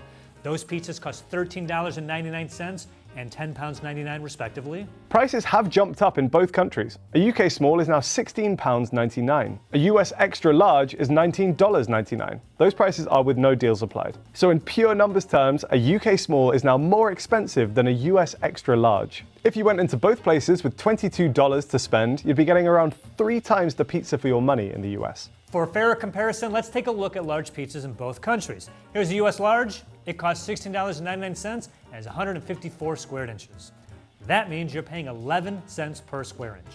Here in the UK, a large cheese pizza costs $21.99 and is 143 square inches. That's a cost per square inch of 19.7 cents. That's more than they're paying in the US. First, here's a medium regular pepperoni pizza. Here's our medium standard pepperoni pizza in the UK. Ours is cut into 8 slices and has 3 slices of pepperoni on each. Let's see how many pepperonis it has. Some of these might have a little bit of cheese on them, I can't lie. That's 24 pieces. So our medium pepperoni pizza had roughly 30 pepperonis and 52 grams of pepperoni. 24 slices came to around 42 grams. Is upgrading to the ultimate pepperoni pizza worth it? Let's compare the normal pepperoni amount to this amount. This went 42 pepperonis and was about 72 grams. So you're getting roughly 30 grams more of pepperoni on the ultimate pepperoni pizza for the medium. I mean, that's not bad, right? That's pretty good. You also get an extra type of cheese on there, so it's not just more pepperoni. Here's a medium pepperoni passion in the UK. This one has 4 pieces of pepperoni on each slice for a total of 32. I'm gonna weigh 8 slices of pepperoni and then add that to the thing. And we come up with 57 grams. I will say in addition to the extra pieces of pepperoni, there's also some more cheese going on here, and the cheese is kind of on top of the pepperoni rather than just resting beneath it. That doesn't seem worth it to me. Our wings come in orders of 8, 16, and for the big game, you get 32. Domino's chicken wings in the UK come in 2 sizes, a portion of 7 and a portion of 14. We didn't talk about wings in the 2020 episode, but if we had, it would have been an order of 10. Yet, in 2022, Domino's wings orders went down from 10 to 8 without changing the price. They said it was because of wage inflation and food costs. In 2022, those 8 wings were $8.99, and today they're $11.99. That's $1.50 per wing. Back in 2020, we actually just compared the exclusive toppings rather than the pizzas themselves. So for the first time, here are the UK exclusive pizzas. We'll start in this corner with a relatively new addition to the menu. It's a meatball marinara pizza. They've been very regimented with the toppings. Shout out to Surrey Keys Domino's, my guy Aaron. Exactly 3 meatballs per slice, as well as some red onion, some seasoning, and some tomato sauce. Yeah, not bad. The meatball's actually still kind of moist. I still don't know if a meatball is the best kind of like vehicle for meat on a pizza. Next up, we have the Mighty Meaty. A lot of meat going on here. I'm seeing ground beef, sausage, pepperoni, and ham, as well as some red onion and mushroom. We have so many exclusive pizzas here in the US. I didn't get all of them because I'd be here all day. Right here is the Meatza, pepperoni, sausage, probably ground beef, They really put a lot of meat on this pizza. I know we love our meat in this country. I'm no different, but I'm not getting a variety of meat here. I'm getting sausage and something else. The meats are the extravaganza. They both have 2 Z's in the title, probably because you have a slice and it puts you to sleep. Overkill on the meats, flavor-wise. They're all clashing in there. Skip. The next one is slightly controversial. This is a cheeseburger pizza. It's a cheese and tomato base, then they add ground beef, red onion, pickles, tomatoes, and burger sauce. Burger sauce is quite a popular kebab shop condiment here in the UK. The best comparison is probably a Big Mac sauce. It's got an aggressive smell on it. If you don't like burger sauce, if you don't like pickles, stay well clear. Go into this one with an open mind, and you might be pleasantly surprised. I really like it. It really does taste like a cheeseburger. It's quite impressive. Down here, the Philly cheesesteak, Philadelphia. I mean, what an insult this is. If you've had a Philly cheesesteak, which I'm sure if you watch this show you have, great sandwich. It definitely has the Philly cheesesteak taste to it, but do we want this on a pizza? I don't know. Just get a Philly cheesesteak. Next up, we have the Absolute Banger pizza. This one is an attempt at wordplay by Domino's. Banger in the UK can refer to something that's really good. A song can be an absolute banger. But then obviously we also have bangers and mash, so a banger can also be sausage. Domino's have got 3 types of sausage on this one pizza. We have pepperoni, we have a regular pork sausage, and we have hot dogs. Is it an absolute banger? Not sure. Might be like a 50% banger. This pizza is the extravaganza. Looks like it has all the meats, and they also threw an onion, green peppers, and black olives. That actually is a little better. I stand corrected. This is actually, you know how I feel about veggies on this show, but I would get this over that. Because again, without it, it's just the saltiness of the meat and the already saltiness of the cheese. You're like, too much, but the veggies kind of chill it out a little bit, right? That extravaganza pizza, when I tried it, was so chaotic, and it still looks pretty chaotic now. Learn the art of restraint, Domino's. This one is the Tandoori Hot. In an actual Indian restaurant, tandoori chicken is marinated and then cooked in a tandoor, which is a type of oven. One thing they've done well is recreate the color of tandoori chicken. It's not bad. I really do think the chicken itself actually tastes good. I think I remember Joe quite liked this one when he was here. The Tandoori Hot was very good. I did like that. I wish that was in the US. We're staying in the spice zone for a minute with this hot and spicy. Pretty similar to the Tandoori Hot in terms of composition, but instead of the tandoori chicken and mushrooms, you instead have ground beef. It's a little bit disappointing. I think if you have something on the menu called the hot and spicy, people are gonna want it to be really spicy. Over here we have the Meteor. Dinosaurs, avert your eyes. Throwing it back to the mighty meaty, this is another very meat-focused pizza. In terms of toppings, the Meteor actually contains meatballs, sausage, pepperoni, ham, as well as minced beef. That's 5 types of meat on one pizza. Personally, I think that when you have a pizza with this much meat on it, it's very savory, very salty. I think when you have something like that, you need the counterbalance that you would get from a tomato sauce. I don't think barbecue sauce does that same job. It's sweet, but it's still kind of in that smoky and savory way, and I think it just ends up being more of the same. Buffalo chicken pizza. This to me is distinctly American. Instead of pizza sauce, we have buffalo sauce, and of course chicken. I mean, I like buffalo chicken stuff, so I'm happy-ish to see this. Oh, I also see they added some onions there, good call. A little much, but overall, pretty good. I stand by it. That buffalo chicken thing, barely a pizza. Here we have the chicken feast. This one makes me a bit sad. When you think of a feast, for me, you think of like Henry VIII sitting in a banquet hall, surrounded by gallons of wine and roast boars. You don't think of this slightly sad chicken, mushroom, and sweet corn combination. For me, I don't love the texture of sweet corn on pizza. I don't think it holds up very well during the baking process. And then here we have the Texas barbecue pizza. Texas barbecue was good. I'm not quite sure what makes it specifically Texas, but if that was in the US, I think it'd do well. This one actually has a barbecue sauce base. That then gets topped with cheese, chicken, ham, peppers, and red onions. I personally do not like this pizza. I had the pleasure of eating some of the best barbecue in Texas on food tours earlier this year, so I'll give this a try and see how it compares to that. Yeah, I just really hate that. Memphis barbecue chicken. Memphis, a city in America. Tennessee, I believe, right? Yes. They got great barbecue there, probably. So why not have a whole Memphis barbecue chicken pizza? Similar to the Texas pizza I had when I was in the UK. How Memphis is this thing getting, really? Memphis, can you get in the chat and let us know how close it is to your barbecue? When I think of Memphis, I think it has more of a sweeter barbecue flavor. But I do like barbecue, and I do like chicken. And I drove through Memphis once and it seemed nice. So, okay. Next up is the New Yorker. I'm walking here. Hey. This one is a cheese and tomato pizza topped with ham, mushrooms, and pepperoni. I was fortunate enough to go to New York and have a lot of New York style pizza. And this doesn't look much like the New York pizza that I had. This was one of my go-to orders from Domino's back when I used to actually eat it semi-regularly. It's a good pizza. It's not too complicated. There's only like 3 toppings. Speaking of places in America, we got the Wisconsin 6 cheese. Wisconsin is known for making so many different varieties of cheese. It's the cheese state. I think the problem with this type of pizza is the same one we have with the meat one. Hey, I love cheese. 6 cheese, 10 cheese, put all the cheeses I love. I'm a cheese lover. But 6 cheeses in one pizza? I don't think I can pick out all 6. And I think after 2, you're really struggling to see a diversity of cheese flavor. But let's find out. Okay, so I'm seeing something that could be a feta cheese. Okay, they got mozzarella in the building, so mozzarella has to be part of it. And while we're in that area, why not throw a little cheddar on there, right? Okay, Swiss, American, Parmesan. Yes, that's it. I mean, I give up. What are the other 2? We would have been here all day. Such an Asiago, get real. But now you say that, I do taste an Asiago on here. 6 cheeses, I don't think it's worth it. This is the Veggie Volcano. It's a veggie-friendly one. If you're vegetarian and you like spice, then I guess this is the one for you.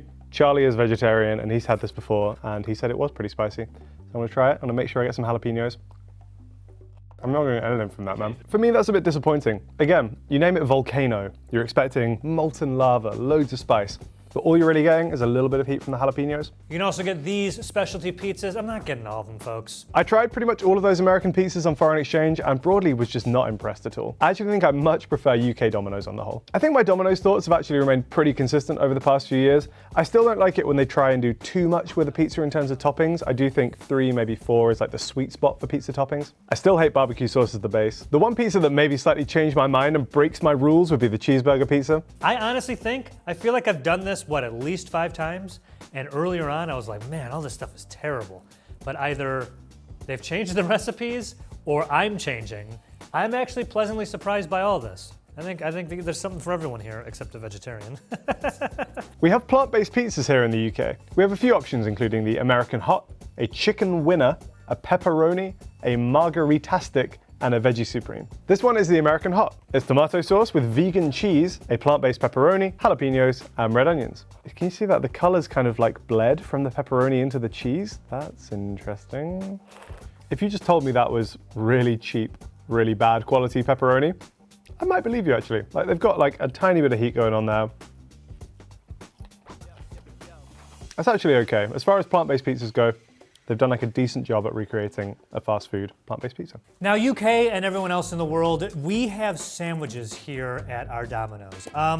My rundown on this is that someone looked at it and was like, we got the ingredients and we have the ovens, what else can we put on the menu that literally is the lowest lift possible? I guess they gotta get this bread or whatever, but for the most part, I don't understand why a person would walk into a Domino's or go to a Domino's and be like, yes, I'm getting a sandwich. Anyone watching, if you prioritize the sandwich over the pizza at Domino's, please tell me why. So you can get all these sandwiches, let's get them up on there, which are pretty much reinterpretations of various specialty pizzas.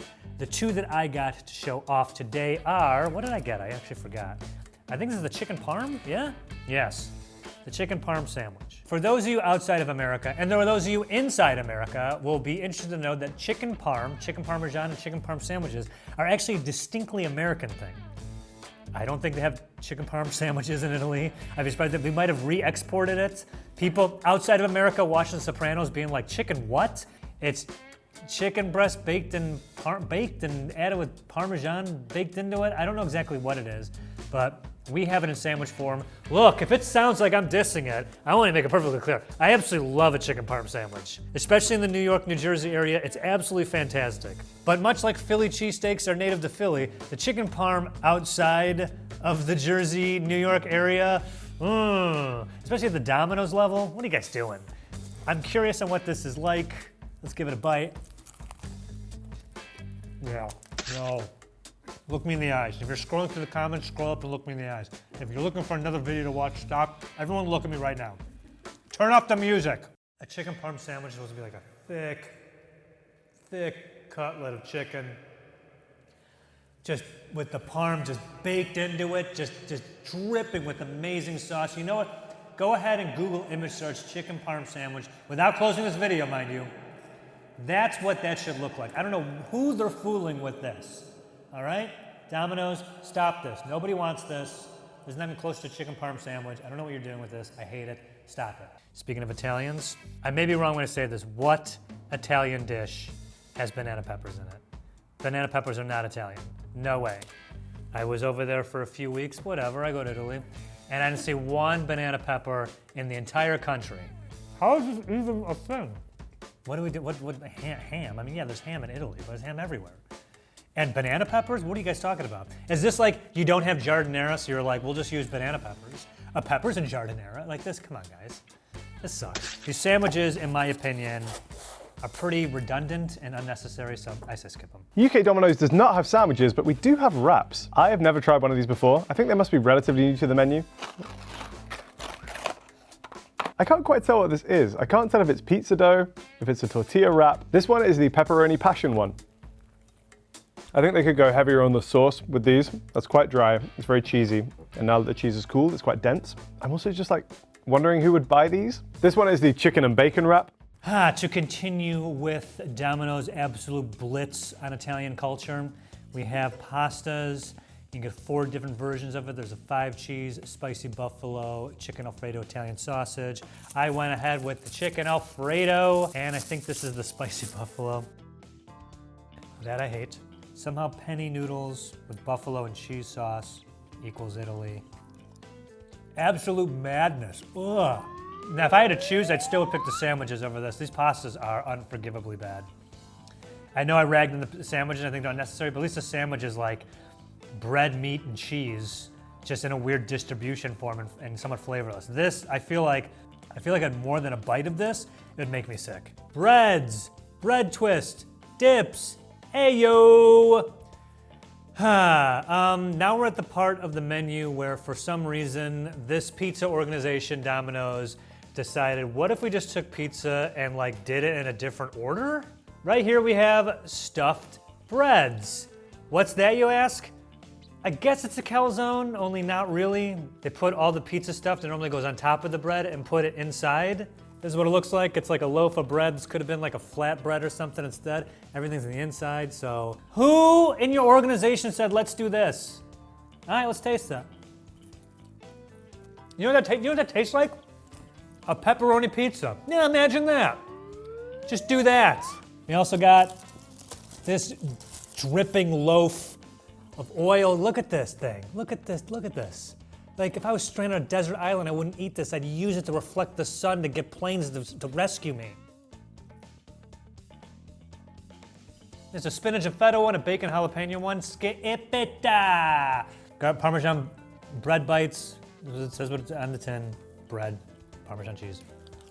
This stuff really sets me off, I'm sorry. Sick of pizza coming all together? Great news. Domino's sells you bread and dishes of cheese and sauce. So I guess make the pizza in your stomach. So there you have pizza with no bread. And great news, they also sell you nuts that is bread with no pizza. So you can finally, look at this. Oh wow, I just invented something new. Check this out, it's bread, right? Okay, hang on, bread. But what I do is on top of it, I'm putting marinara sauce and melted mozzarella cheese. What will I name this invention? Hooray, I got to assemble my own cheese pizza. What is the point of this? What is the point of this? There are a ton of sides on the menu at UK Domino's. Firstly, we have these twisted dough balls, often served with a dip like a garlic butter or something like that. They add toppings inside them before rolling them up. So for example, this one has pepperoni inside. And these ones just have cheese on the inside. We have a bunch of fries on the menu. These are the pepperoni passion fries. And then here we have the loaded cheeseburger fries. Pretty much the same toppings as the cheeseburger pizza, but you don't get the burger sauce, which I actually really liked. Then we can also get potato wedges, and these ones are topped with cheese. On to the sides, we have loaded tots. And get 3 different tot options. I went the Philly cheesesteak version, because why not? They dumped what goes on a Philly cheesesteak pizza, or a Philly cheesesteak sandwich, put in a potato tots. I don't know why either. Someone's gotta be getting them.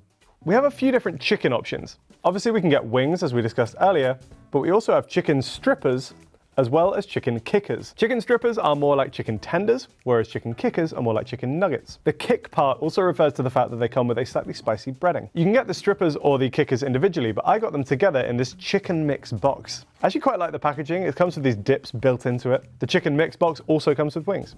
We also have plant-based nuggets on the menu. They look okay, actually. The breading looks pretty heavily seasoned. These aren't too bad. The texture of the fake meat is a bit spongy, a bit chewy, but the breading is pretty good. It's well seasoned. Definitely got like a kind of southern fried chicken feel to it. Then finally we have coleslaw. Specialty chicken instead of tots. We do it with big chunks of chicken. I guess they could be sort of considered nuggets, but maybe not. This sauce pooling in the front of here means one thing. It is the classic hot buffalo. I'll try one. They really bread their chicken. I think they're trying to hide the fact that the chicken's not the best quality with this breading the crap out of it. We got boneless wings here. I don't know why you don't like bones. Basically, you want nuggets that are shaped like chicken bones. Great, we got it. I think there's about 4 different wing varieties you can get at exclusively here at our Domino's. First up, the garlic parmesan. Come on with this, guys. I understand for efficiency, they don't toss it in sauce. They just like squirt the sauce on it. And maybe in theory, it's the same amount of sauce distribution, but this looks horrible. I like garlic parmesan things, but this looks like frosting. All right. It has a garlicky flavor to it, sweet mango habanero. There's something about not tossing the sauce, like dumping the sauce on it. It sounds so trivial, but it does taste different. It doesn't taste like the wings are really flavored. It just tastes like it's just dripping with some weird gooey sauce. Definitely got a habanero kick. Whoa! Look, pizza and wings usually go together, so if you get some Domino's pizza and you want to get wings, or wings are perfectly fine, I would go for just the regular buffalo hot ones, these specialty ones. I'm not too convinced with the sauce that it's anything special, personally, so, yeah. And that brings us to sauce talk. Sauce talk. Obviously, the classic one is their standard garlic and herb dip. This is the one that comes by default with all the pizzas in the UK. I can't lie, it's absolutely fantastic. They also have a plant-based version of it. I don't know if I've tried the plant-based one before. Broadly recreated the flavor, but it tastes like plasticky to me. Hot buffalo, love it. Domino's in the UK also sells Frank's Red Hot Sauce. It's not my favorite hot sauce. The sweet mango habanero, just had this. Spicier than it looks, folks, spicier than it looks. Here we have a tangy salsa dip. We actually have nachos as a side option in the UK, so I think this is maybe targeted more for use with the nachos. Ranch. I'm beginning to think that the UK, you guys do have ranch or a version of ranch. You just probably think your ranch is wrong because you're not crazy about it like we're here in the US. Here we have a honey mustard dip. Then finally we have a sweet icing dip. I actually do quite like it. And finally, blue cheese. Then we're on to the desserts. Here we have double choc and caramel cookies. And these ones are the classic Domino's choc chip cookies. It looks like there's like a hole where the caramel sauce should be and they've like forgotten to add it with these ones. Hey, there you go. That's what they're supposed to look like. I'm into these. Chocolate and caramel, I mean, doesn't get much better than that. In the UK, if you're eating a choc chip cookie, it's much more likely to be quite hard. It kind of snaps when you bite into it. But these ones, much gooier, squishy, indulgent. Desserts, who doesn't want chocolate with a follow-up with their gorging of pizza and bread stuffed with pepperoni and cheese. You saw nuts before. We also have cinnamon bread nuts right here. Take a look at this. I have to say they were generous with the cinnamon. This makes sense. This twist makes sense. You have the icing separate, so it's not soaked in there. Tasty, but it was even better hot. Here we have twisted dough balls. Here we have the Oreo twisted dough balls, and these are the chocolate cinnamon twisted dough balls. I don't, this next thing is a marble cookie brownie. Is this distinctly a Domino's thing, this idea of a brownie with a chocolate chip cookie inside of it? I've never seen this outside of Domino's, but forgive me if this is known elsewhere in the world and I'm just finding out about it now. So I love brownies and I love chocolate chip cookies, so together at last? Personally, I would just go with the brownie. I don't think chocolate chip cookies really adding anything. If you want brownies after your pizza, get these, they're good. And then lastly, we have Cinni dippers. These are covered in cinnamon sugar. It's the same dough that they're using for pretty much everything else, but in this case, it's made into this kind of tear and share disc. The Cinni dippers are also the dessert that comes with the sweet icing dip. The dough is maybe like a little dense, but honestly, anything that's covered in cinnamon sugar, I'm gonna eat. Last but not least, chocolate, lava, crunch cake. How gooey is it gonna be? I mean, the fact I can hold them tells you they're not that hot. Save room for the dessert with Domino's. These are all right. Oh God, I've eaten too much. Sadly, across the last 4 years, items have come and gone from the menus in both the US and the UK. It's time to pay tribute to some of the ones that we've lost.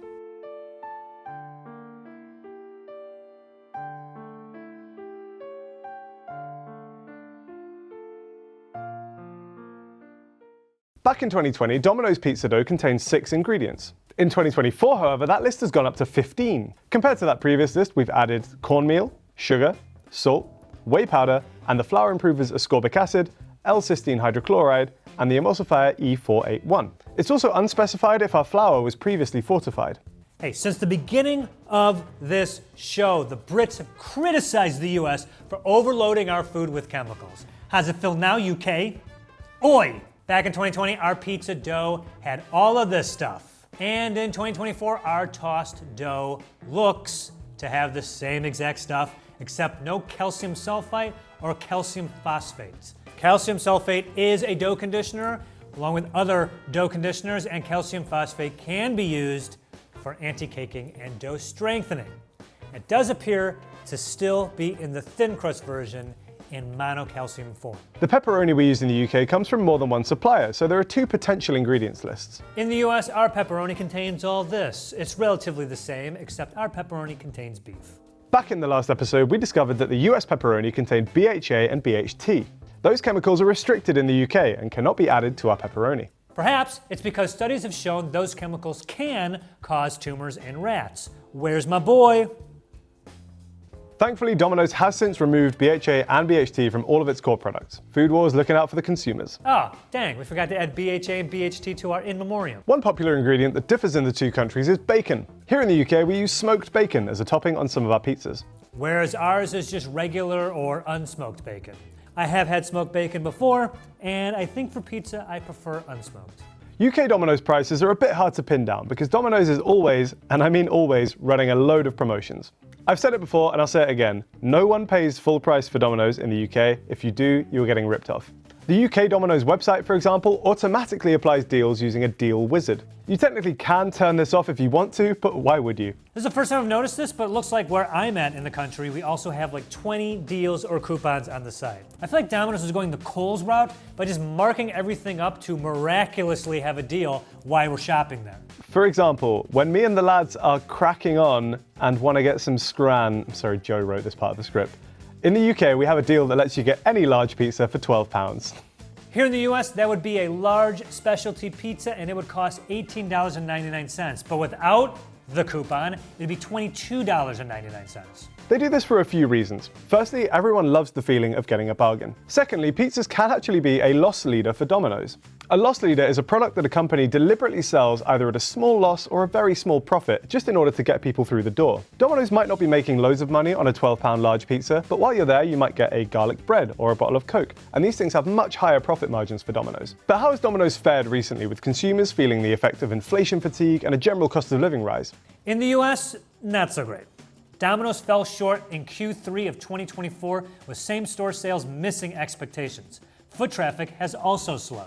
Now, it's fair to say other fast food chains like KFC and Pizza Hut have also seen same-store sales decline this year. Domino's over the past few years have invested a lot in automation. In 2022, it opened a $50 million facility in Indiana that focused on automated dough production, as well as making various warehouse and delivery roles less taxing and improving efficiency. Domino's are still doing well in the UK. They're number 1 in terms of delivery pizzas, so I'm sure they're not feeling the loss of my custom too much. My college town had a Domino's, and that's where we just got pizza from a lot. That brand integration, or them getting to me at an early age, Domino's was my shorthand for like fast pizza, but I hadn't gotten it for years just because I lived in cities with much better pizza. Back when I was a student and when I was living with some friends in London, it would probably be like a every 2 weeks, maybe every month type of thing for Domino's in the house. Doing the show though, like I actually don't like Domino's as much as I used to.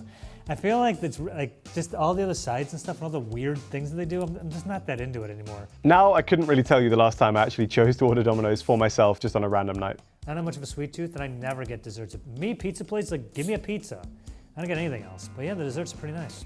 I'm not going to get them, but I like them. Domino's has surprised me a few times over the years. And I think the dessert options have kind of grown on me over the years as well. Partly just because they are really tasty, but also I think you need something a little bit sweet when you're having something that's so salty and so savory like a pizza. Hey, thanks for watching Food Wars. We have a new episode every Sunday right here on Food Insider. So be sure to subscribe and let us know in the comments what comparisons of fast food or snacks you would like to see us do in future episodes.